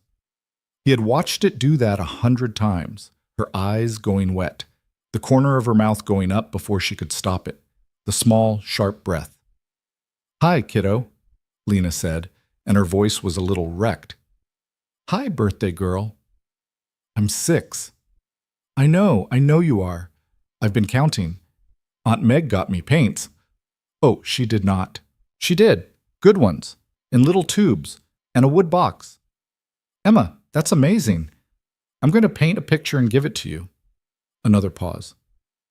I'd like that very much, Lena said carefully. When are you coming home? The pause this time was longer. Ryan held very still under his daughter. He did not breathe. Em, Lena said gently. Honey, I'm visiting my cousin for a little while. I know, for 2 weeks, Daddy said. Yeah, for a little while. But when are you coming home? Em, I saved you cake. A small broken laugh on the other end. You did? It's in the fridge, a big piece. I told Daddy it was yours and not to eat it. Oh, Emma. So you have to come home because it's going to go bad. Emma was 6. Emma was 6 years old and she was doing, at that moment, with a half-eaten lie about a piece of cake, more to bring Lena home than her father had done in 14 days. Ryan closed his eyes. Em, Lena said, soft. Em, I love you so much, honey. I love you too. Can I talk to your dad for a second? Okay, don't hang up. I want to say bye. I won't hang up. Emma held the phone up to his ear like she was handing him something fragile. She slid off his lap and sat on the step next to him, pressed against his side, and she watched his face with her enormous eyes and did not look away. He did not have the option of messing this up in front of her. "Lena," he said. "Ryan." "Hi." "Hi." He didn't have a speech. He'd rehearsed speeches for 2 weeks. All of them were gone. His daughter's small shoulder was against his ribs, and his wife's first child and his second child were about 250 miles apart, and the first one was saving the second one a piece of cake in the refrigerator, and he had nothing. He had nothing rehearsed. He only had the truth, which he had been too much of a coward to say for the whole of his adult life. "I was wrong," he said. She didn't answer. "Lena, I was wrong. About all of it. I had 2 weeks to sit with it, and every day it got clearer, and I should have called you. I didn't. I'm sorry. I thought I was giving you space. I wasn't. I was being a coward. Again, I've been a coward this whole time. You said it in your apartment. You said I was leaving. It was just taking me a minute to catch up. And you were right, and I've been catching up ever since. I'm caught up. I'm not asking you for anything. I just wanted you to know that I'm caught up." Silence. He could hear her breathing. "Ryan." "Yeah. I can't do this on the phone." "Okay. I've been at my cousin's. I came back yesterday. I'm at my apartment. You're back in Lakewood." "Yeah, I got back last night. I didn't call you. I didn't know what I was going to say." "Okay. Don't come over tonight, Ryan." "I wasn't." "Okay. I'm not saying don't come over. I'm saying don't come over tonight. It's Emma's birthday. She needs you tonight. She doesn't need you driving across town to have a big fight with me, okay?" "Okay. Tomorrow. Tomorrow. After work, 7. I'll be here." "Lena? Ryan, don't say anything else tonight. Put Emma back on the phone." "Okay." He handed the phone back to his daughter. He pressed his hand flat over his face for 1 second. Emma put the phone to her ear. "Lena, it's me again." He heard the tinny buzz of Lena's voice on the other end, bright now, warm for the kid, a different voice than the one she'd just used on him. "Okay," Emma was saying. "Okay, I love you too. Bye, Lena. Bye." She hung up. She handed him the phone. "Daddy?" "Yeah." "You were crying a little." "A little, yeah, baby. It's okay." "I know it is, Em." She leaned against him. She put her head on his arm. For a while they just sat on the top of the stairs in the hall and didn't say anything. And he could hear the old furnace click on in the basement, and the house was quiet in a way that was not, for the first time in 14 days, completely unbearable. "Daddy." "Yeah." "Is she coming home?" "I don't know, baby." "You didn't tell her I really love her." "She knows, Em." "You should tell her anyway." He laughed. It was half a laugh, half something else. "Okay," he said. "I will. Tomorrow, I promise." "Pinky." He held out his pinky. She hooked hers. "Okay," she said. "Bedtime." He carried her to bed, even though she was too big, even though she'd told him months ago she was too big. She didn't protest. She curled up against his chest and put one hand flat on his collarbone like she used to when she was 3. He tucked her in. He kissed her forehead. He stood at her door for a second with his hand on the light switch. "Daddy." "Yeah, Em." "Don't mess it up this time." He stared at her. She was already half asleep. He was not sure she knew she had said it. He was not sure she knew fully what it meant. "Okay, baby," he said. "I won't." He turned off the light.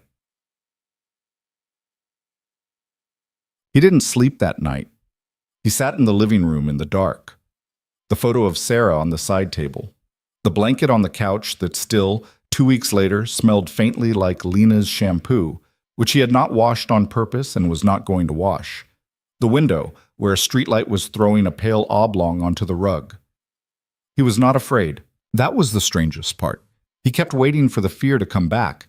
The old animal fear. The one that had been running his life for 3 years. And it didn't. It didn't come. What came in its place was something quieter and much harder to sit with, which was simple shame. He had thought this whole time that his problem was fear. He had been telling himself he couldn't do it again because he was afraid. That was a story he'd been telling himself since the hospital hallway, and it had the virtue of sounding noble. I am protecting her. I am protecting myself. I am protecting my daughter from another loss. It had let him be a coward and feel like a protector at the same time. That was the lie he had been living in. The truth, which he could feel now at 2 in the morning with Sarah's photograph staring at him from the side table, was smaller and uglier. The truth was that he had been afraid of loving someone that much again, not of losing her, of having her.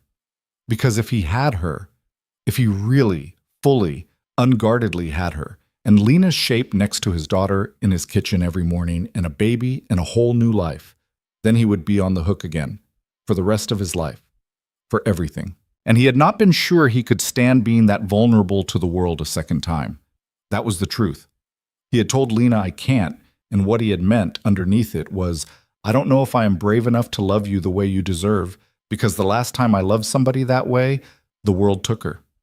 He had made Lena pay the cost of a fear he had never named. He sat in the dark a long time with that. Outside, a car went down the street. Somewhere across town, a woman he loved was lying awake in an apartment above a bakery with his child inside her, and she had given him a 7 o'clock tomorrow, and he did not know whether that was a door opening or a door closing. It didn't matter which one it was, he understood finally, after 3 years and 4 months and 14 days of getting it wrong. It didn't matter. He was going to walk through it anyway. He was going to stop running. Not because the fear was gone. The fear was never going to be gone. That was the Meg part of it, the part she'd been trying to tell him in the kitchen. Once you love somebody the way you love Emma, fear just becomes a thing you live with forever. Lena had said that too, in her apartment, with her arms wrapped around his old gray t-shirt. They had both told him. 2 women he loved, telling him the same thing on different days in different rooms, and he had not heard it either time. He heard it now. He was going to be scared for the rest of his life. That was the deal. That was what love was going to cost him, going forward. He could pay the cost, or he could keep pretending the cost wasn't there, and the pretending was, he now understood, more expensive. He got up from the couch sometime around 3. He went to the kitchen. He opened the drawer where the dish towels lived. The apron was still there, folded up where he had put it on a Tuesday night in October. The ratty green one. Kiss the cook. He took it out. He unfolded it. He hung it back on the hook by the stove, where it had been before she'd ever touched it, where it had been for 2 years before she'd touched it, and where it was going to stay from now on regardless of what happened at 7 o'clock tomorrow, because he had been wrong about a lot of things, but he was not going to be wrong about this one anymore. The house was his. The apron was his. The life was his. And he was done pretending that being alone in it had ever kept anybody safe. He turned off the kitchen light. He went upstairs. He stopped at Emma's door and looked in. She was asleep on her back with Biscuit tucked under her chin and one small foot sticking out from under the unicorn comforter, exactly the way she had slept the night Lena had first walked out of this house, in May, in the rain. "Hey, kiddo," he whispered. She didn't stir. "Your dad's going to try to not mess it up this time, okay?" She slept. He went to his own bed. He lay down. He did not sleep. He watched the ceiling go slowly gray with the beginning of morning, and he waited, without fear, for the day to start. He got to her apartment at 6:47. He sat in the truck for the full 13 minutes. He had driven over early on purpose, because he had known, when he'd left the house, that if he gave himself the exact amount of time he'd sit at red lights trying to work out what to say, and he would pull up at 7:03, and she would think he had done it on purpose, and the whole thing would start off sideways. So he'd left early, and he'd sat in the truck, and he had not, in the end, worked out what to say. That was the thing about the sentences. He'd been building them for 14 days and a full sleepless night, and somewhere around dawn he'd realized that none of them were going to survive contact with her face. They were all going to fall out of his head the second she opened the door. So he'd stopped trying to build them. He'd driven across town with the radio off in his hand steady on the wheel, and one very small thought in his head, which was, I'm not leaving. Whatever happens in there, I'm not leaving. That was the whole sentence, the only one he needed. At 6:58, he got out of the truck. He crossed the sidewalk. He rang the buzzer. "Yeah," her voice, thin through the intercom. "It's me." The lock buzzed. He went up the narrow stairs. Her door was cracked open again, like it had been the last time, and he did not push it open immediately. He stood in the hallway for a half second with his hand on the doorframe.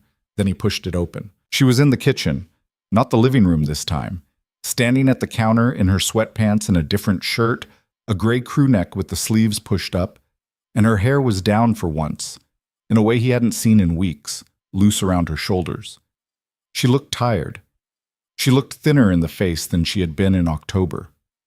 There was a faint, unmistakable roundness low on her stomach now, under the shirt, that he had to make himself not stare at.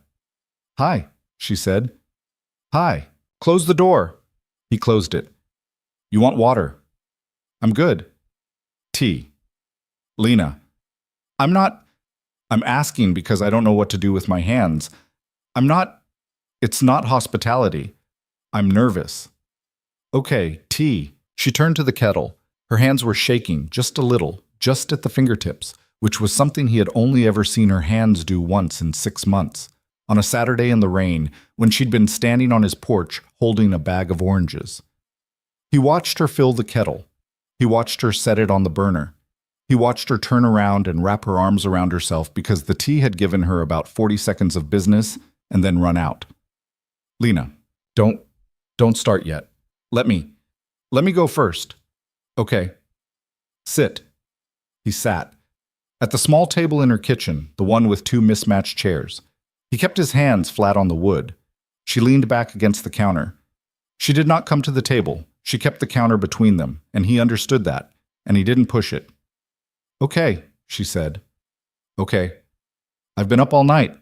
I've had my whole speech ready, and now I'm going to forget it. Just let me talk." "Okay, cool. I don't want you back because you're scared I'm going to raise this kid without you, okay? That's my first thing.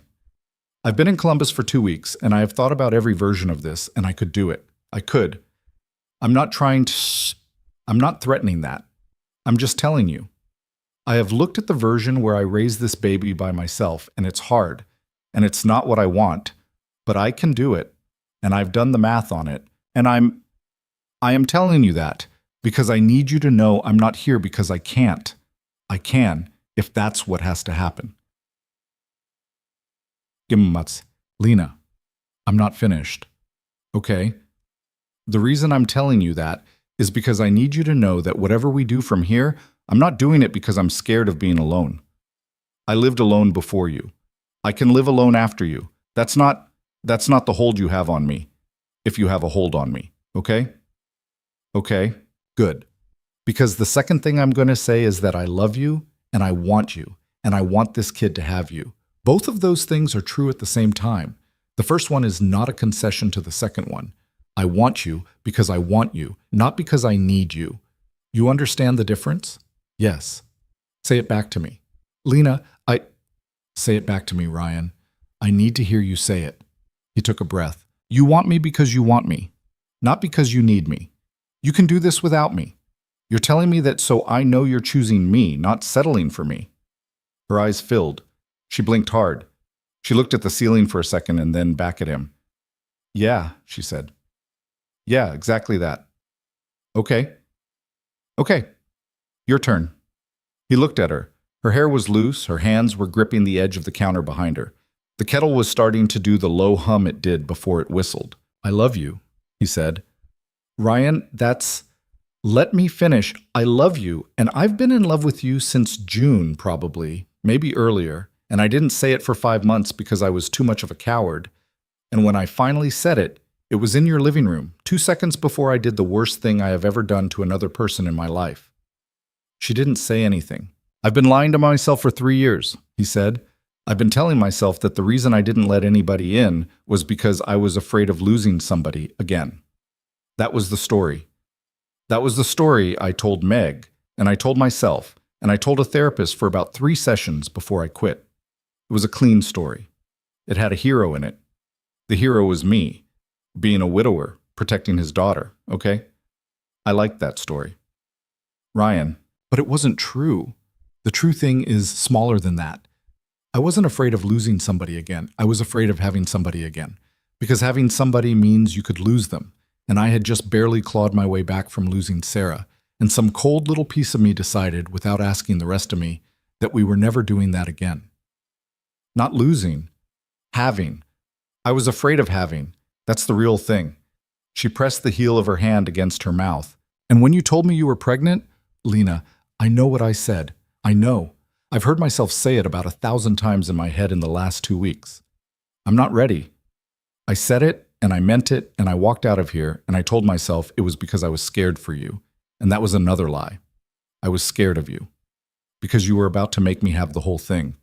A wife again, in everything but name. A second kid, a second life, a second everything. And the little cold piece of me that had decided we were never doing that again stood up and did the talking. And I let it. I let it talk. I let it walk me out your door. Yeesh. She was crying now, quietly. She didn't wipe her face. I'm not the cold piece, Lena. That's what I came here to tell you. That piece is in me. It's not going to go away. It's the piece that stood in a hospital hallway 3 years ago and watched an ER doctor walk toward me with the wrong face. That piece gets a vote. It's been running the show for 3 years. But it's not the whole government. The rest of me has been trying to talk for about 6 months, and I finally let it. The kettle began to whistle. Neither of them moved. I'm not asking you to trust me, he said. I would not trust me. I walked out on you when you were 8 weeks pregnant. You are under no obligation to trust me. I'm just asking you to let me try. Not try to be fearless, because I can't promise that. I'm going to be scared, Lena. I'm going to be scared every day of this pregnancy and every day after, probably until I die. I'm not going to stop being scared. I'm done letting it drive. That's the thing. I'm done letting it drive. I want to be in this. Whether you let me all the way back in, or you let me in a little at a time, or you tell me to go to hell, and I'm the guy who shows up for pediatrician appointments, I want to be in this. I'm not leaving.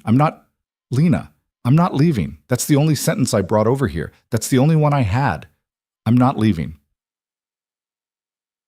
Then the kettle was screaming. She didn't move. Turn off the kettle, he said. Quietly. She turned off the kettle. The silence came crashing back into the kitchen behind it. The radiator ticked. The bakery downstairs slid a tray of something into the oven. He could hear his own heart in his ears. She stood with her hand still on the burner knob. Her back was to him. Ryan. Yeah, you cannot come in and out of this. I want you to hear that. I'm not asking you for a speech. I'm asking you to understand that if we do this, and in 4 months you get scared again and you back up, you cannot back up. You cannot. Not with this kid. Not with Emma. Not again. Whatever you have to do with the cold piece of yourself, you do it on your own time. You don't do it by leaving. I know. Do you? Yes. Because if you leave again, Ryan, I will not let you come back. Not because I'll stop loving you. I won't. But because I have a kid to raise and I cannot afford a partner who comes and goes. I will not let my child grow up waiting for their father to come home the way Emma spent 2 weeks waiting for me. Okay? That's the line. If you cross it, there's no coming back from it. I know. Say it. I'm not leaving. I won't leave. I can't promise I'll be perfect. I can promise I'll be here. That's what I can promise. She turned around. Her face was wrecked, but there was something in it he hadn't seen in a month. Something small and stubborn and stupid that he had fallen in love with the first Saturday in the park, and that she had not let herself show him in 2 weeks, and that was back now. Okay, she said. Okay? Okay, Ryan, okay. He stood up. She let him come around the table. She let him put his arms around her. She pressed her face into his chest and her hands came up and fisted in the back of his jacket. And she didn't cry. Exactly. She just breathed in and out, hard and uneven, into the wool of his coat, and he held on to the back of her head and felt something in his own chest go quiet for the first time in 14 days. I'm sorry, he said into her hair. I know. I'm going to keep being sorry for a while. That's okay. I mean years. Ryan, yeah. Shut up for a minute. Okay. He shut up. They stood in her kitchen. The kettle cooled on the stove. The bakery downstairs kept baking. After a while she said, muffled into his chest, You want to see something? Yeah. She pulled back. She wiped her nose on her sleeve, a thing she had never done in front of him before, and he was, stupidly, helplessly, charmed by it. She went to the counter. She opened a drawer. She pulled out a piece of black and white paper, folded in half. She handed it to him. He unfolded it. It was an ultrasound. Small, grainy, a kidney bean shape with a head and a curve of spine, a date in the corner, a little arrow pointing to a blur and the word heart. He looked at it for a long time. He wasn't aware for a while that his hand was shaking. That was last Wednesday, she said quietly. In Columbus. 10 weeks. They heard the heartbeat.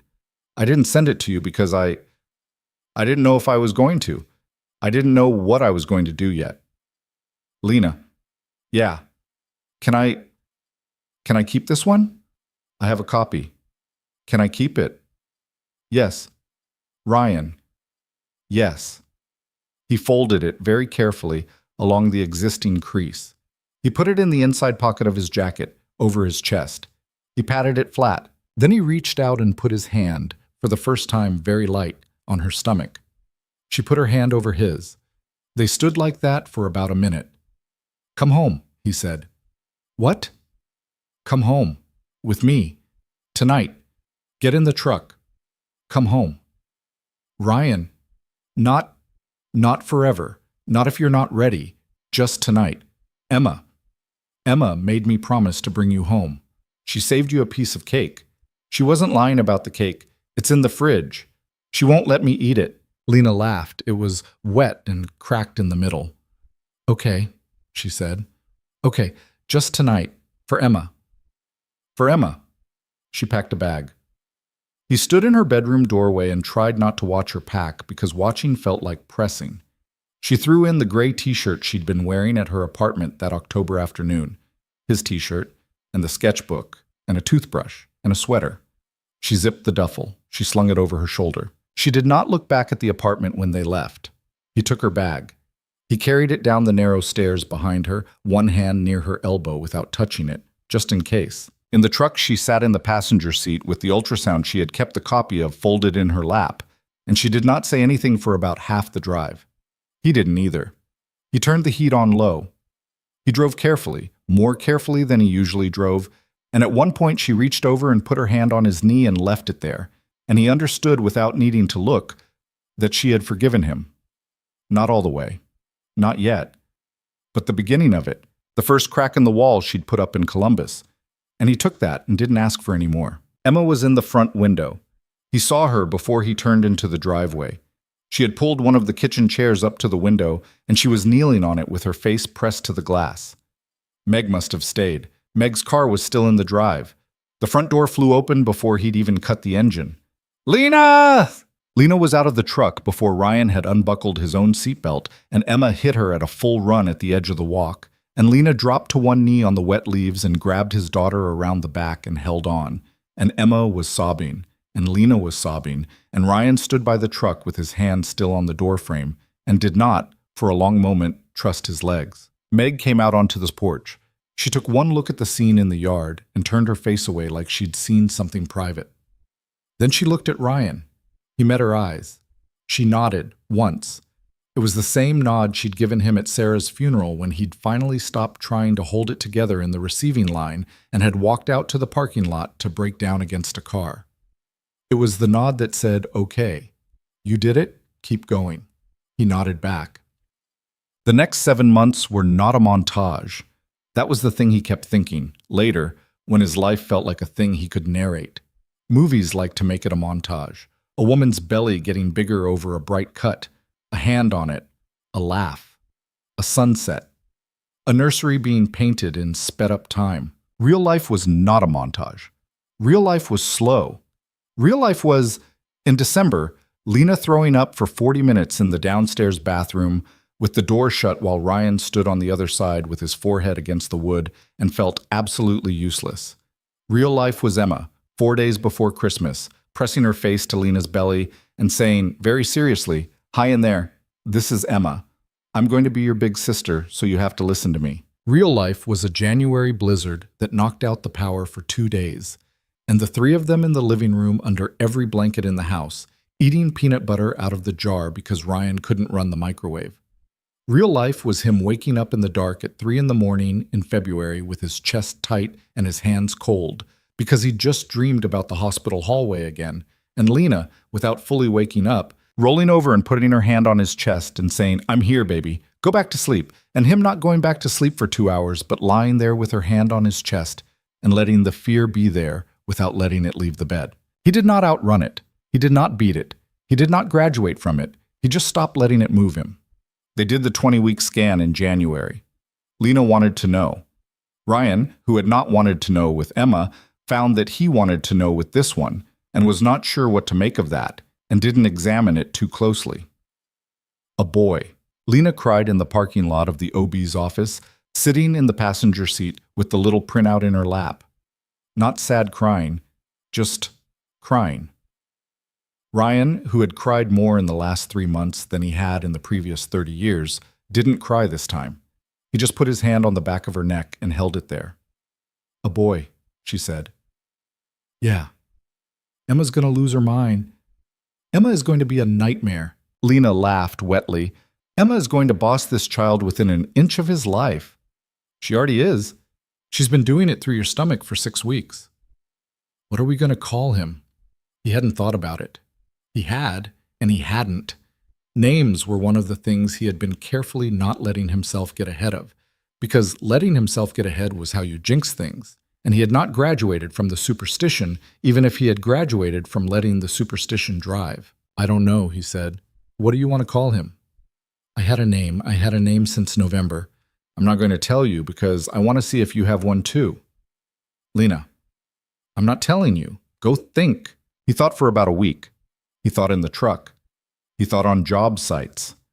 One afternoon in late January, on a roof in Bay Village, with the wind trying to take his hat again, he thought about his grandfather, his dad's father, who had been a quiet man who had taught him to frame a wall when he was 12, who had died when Ryan was 19, who had called him kid and who had believed in showing up more than he had believed in saying much of anything. His grandfather's name had been Henry. He didn't tell Lena that night. He didn't tell her the next night. He told her on a Sunday morning in February in bed, with her leaning against him and his hand spread flat on her stomach under her shirt. Henry? He said. She was quiet for a second. That was my name too. Shut up. I'm serious. I had Henry. I've had Henry since November. Lena. I know. Lena, I know, Ryan. I know. That's why I didn't tell you. Henry kicked, right then, against his palm. The first time he'd felt it. A little determined thump from the inside out against the flat of his hand. He did not cry. He had thought he would when it happened. He'd been bracing for it for weeks because Meg had told him it happened to everyone. That the first kick made everybody cry. That he should have a handkerchief ready. He didn't cry. What he did was laugh, a short, surprised, almost angry laugh. And then he pressed his forehead against Lena's shoulder and stayed there for a long time. Hi, kid, he said into her shirt. Henry kicked him again. Yeah, Ryan said. Yeah, okay. I heard you the first time. They got married in March. Nothing big. Not a big wedding. Lena did not want a big wedding, and he did not want a big wedding, and they had about $22 between them after the crib and the car seat and the new roof on the house. They drove to the courthouse on a Tuesday morning with Meg and Meg's husband and Emma in a purple dress Emma had picked out herself at Target, and they said the words in front of a bored judge whose glasses kept slipping down her nose. Lena wore a cream-colored dress she'd had for years, and a jean jacket over it because she was cold. She was 6 months pregnant. You could see it clearly now, a soft curve under the dress, and Emma, during the vows, kept reaching up and patting it like she was reassuring the baby that this was going to be okay. Ryan's voice broke on the word wife. He'd thought it would break on something else, have, or hold, or until, and he had been ready for those, he had braced for those, and it got him on wife, which he hadn't seen coming. Lena squeezed his hand so hard her knuckles went white, and he swallowed, and he finished the sentence.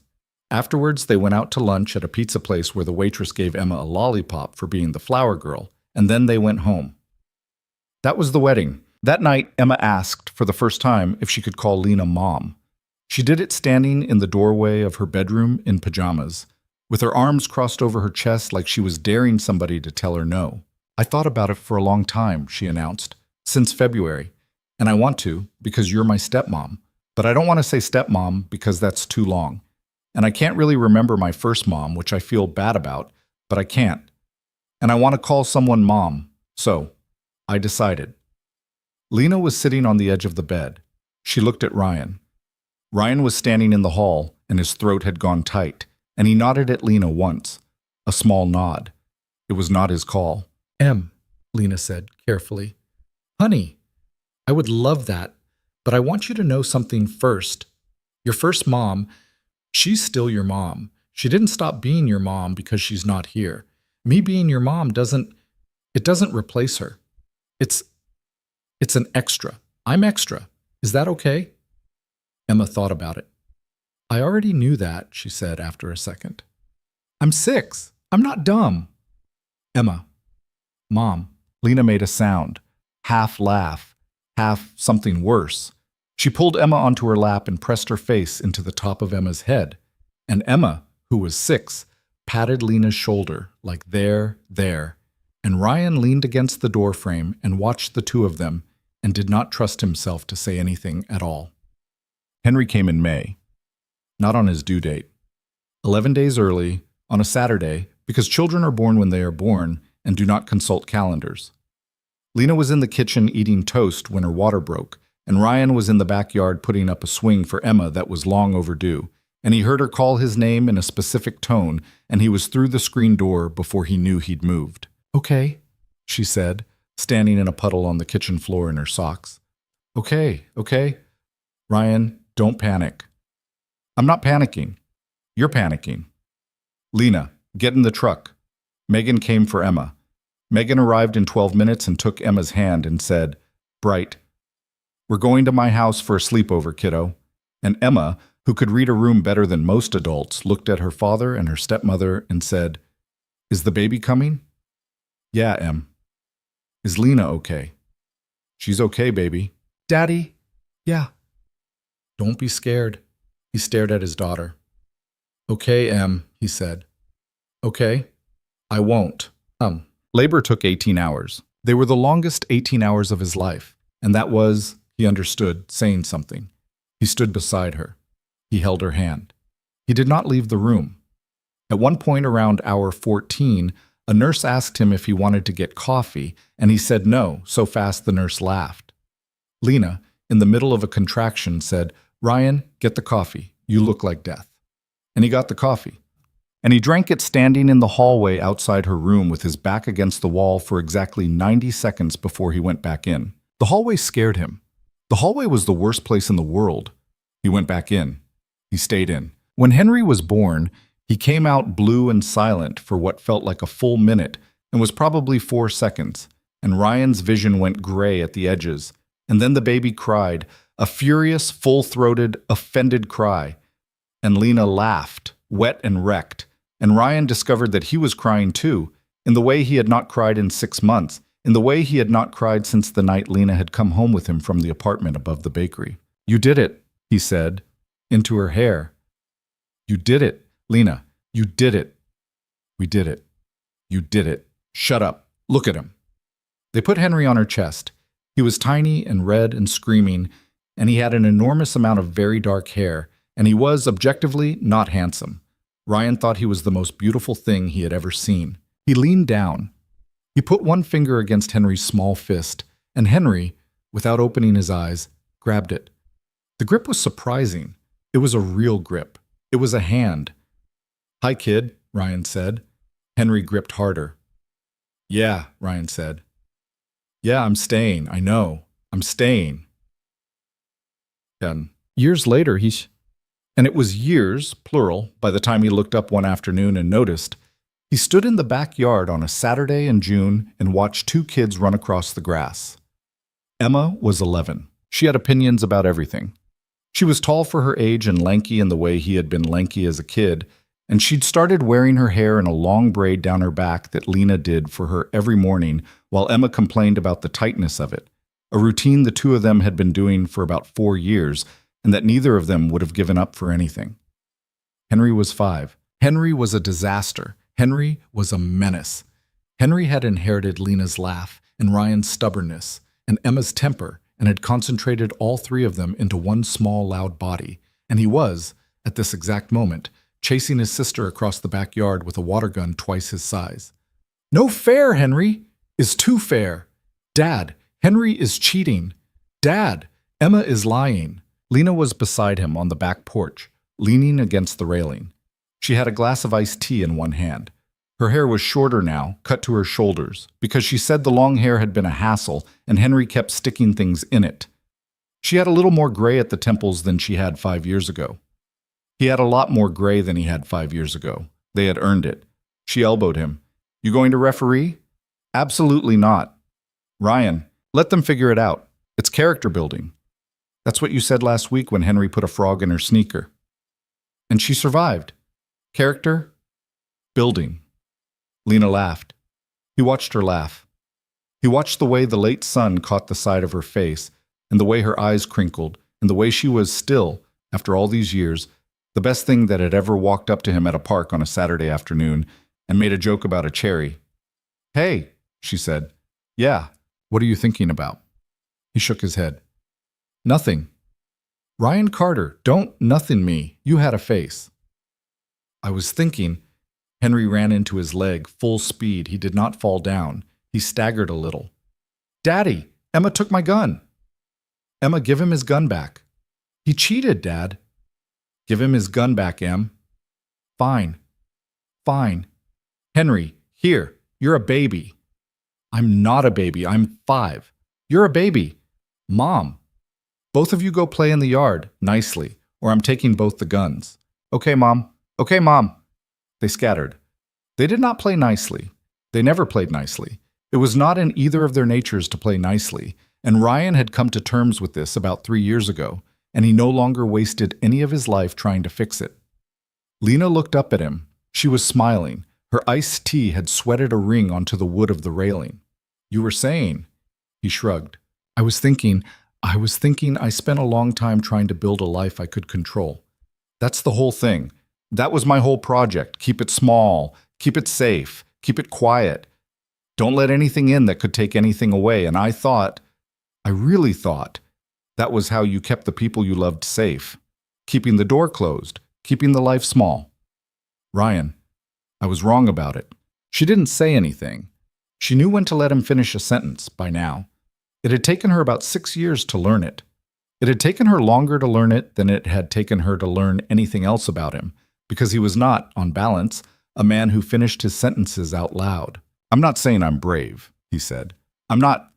Lena, I am the same scared guy I was the day I met you. I wake up at 3 in the morning sometimes, and I have to count the breathing in this house. Every single person. Still, 11 years in.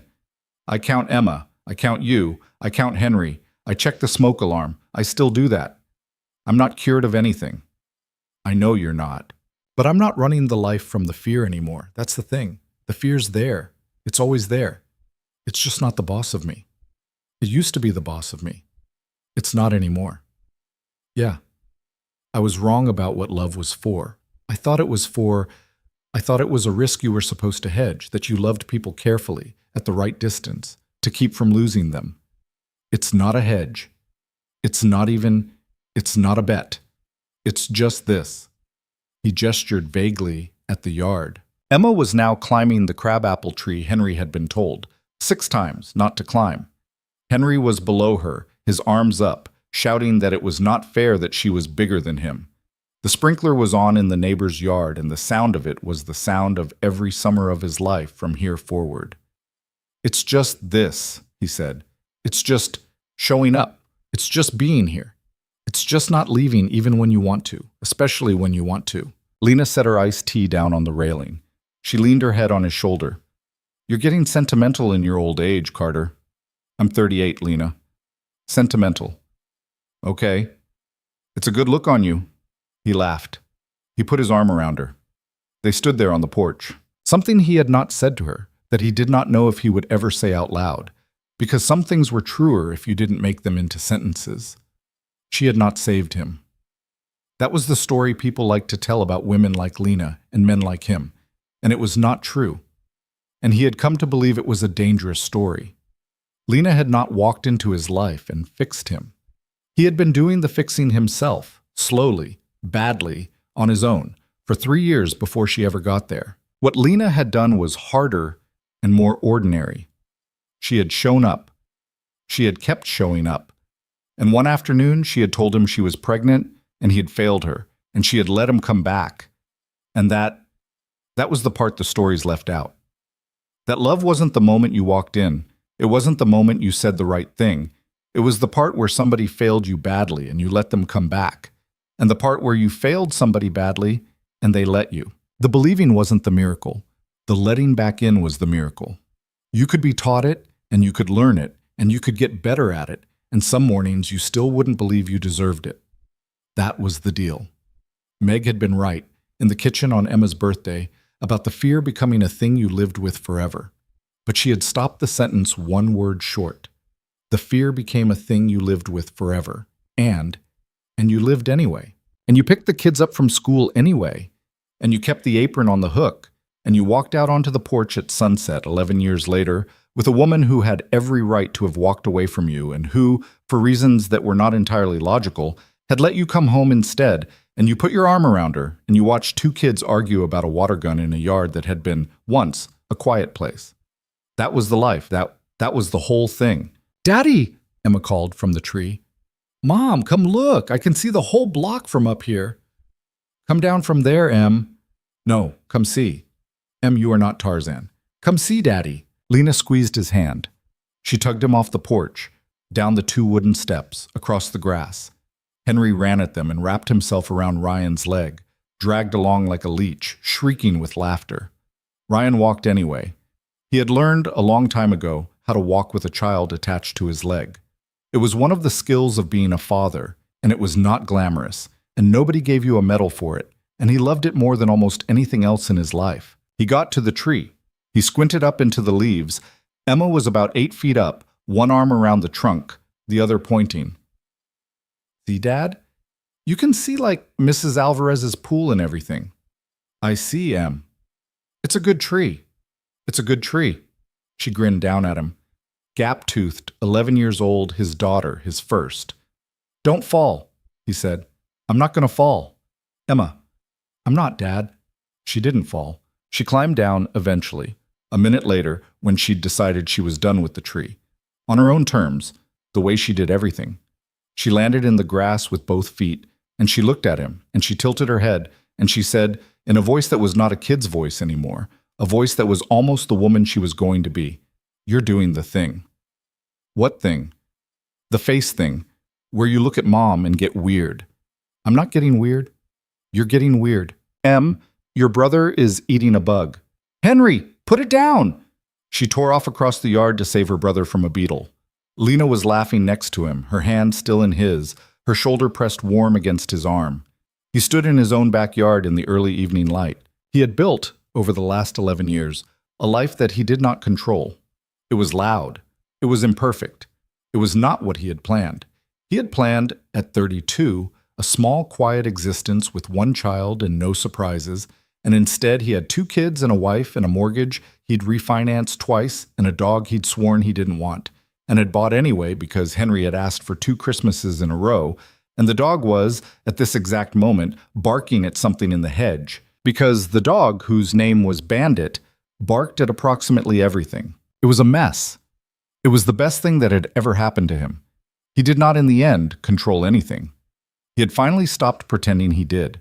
He had stopped a long time ago, actually, on a morning in a kitchen with a kettle screaming on a stove, and he had not picked the pretending back up, and his life had gotten harder and louder and better every year since. He thought sometimes, late at night, about the man he had been at 32, the one who woke up at 5:47, the one who made the lunches and never missed, the one who stood at the kitchen sink with both hands braced on the counter and waited for the quiet to save him. That man had done his best. That man had kept his daughter alive. That man had paid the mortgage and shown up for work and read the bedtime books and loved his child with a kind of locked-down, careful love that had been all he had known how to give at the time. Ryan did not hate that man, looking back at him. He understood him. He even, some nights, missed him a little. The clean simplicity of that life, the sureness of the rules. But he would not trade what he had now for anything that man had had. Not for the quiet. Not for the control.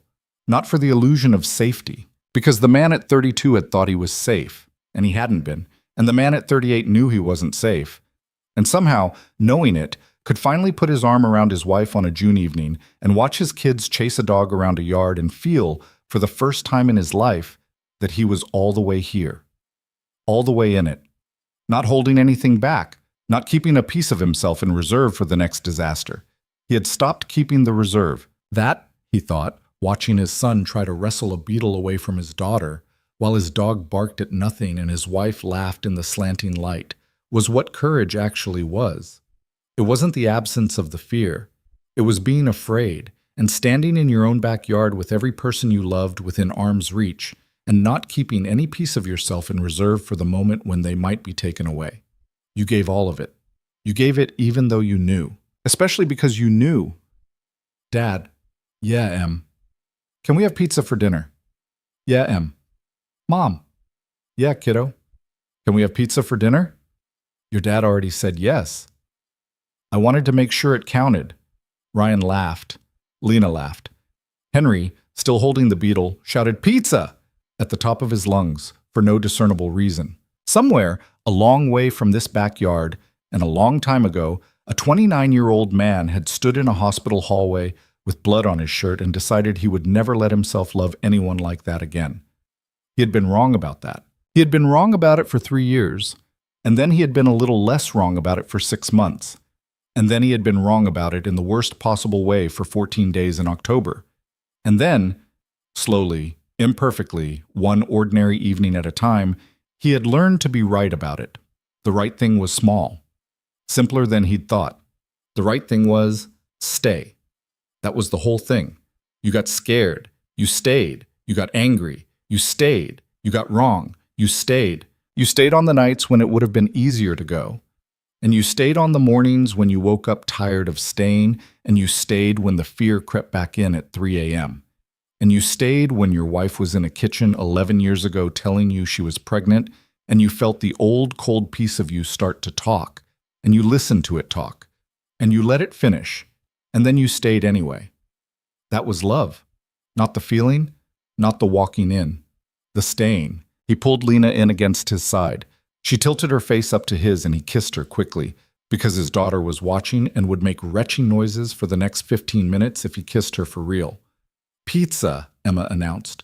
Let's go. Pizza, Henry echoed. Let's go. Pizza, Ryan said, softer, to nobody in particular. Let's go. They went inside. The screen door banged shut behind them. The dog barked one last time at the hedge. The sprinkler kept going in the neighbor's yard. Behind them, the backyard they had filled up over a decade. The crabapple tree with Emma's sneaker print on the bark. The crooked swing set Ryan had finally finished putting up. The patch of dead grass where Henry had buried and then exhumed his own shoe twice, settled slowly into the blue of early evening. The house absorbed them. It was loud. It was messy. It was the house of a man who had been wrong about almost everything that mattered for a good long time, and who had, eventually, gotten one thing right. He had not left again. And that, only that, all of that, had been enough.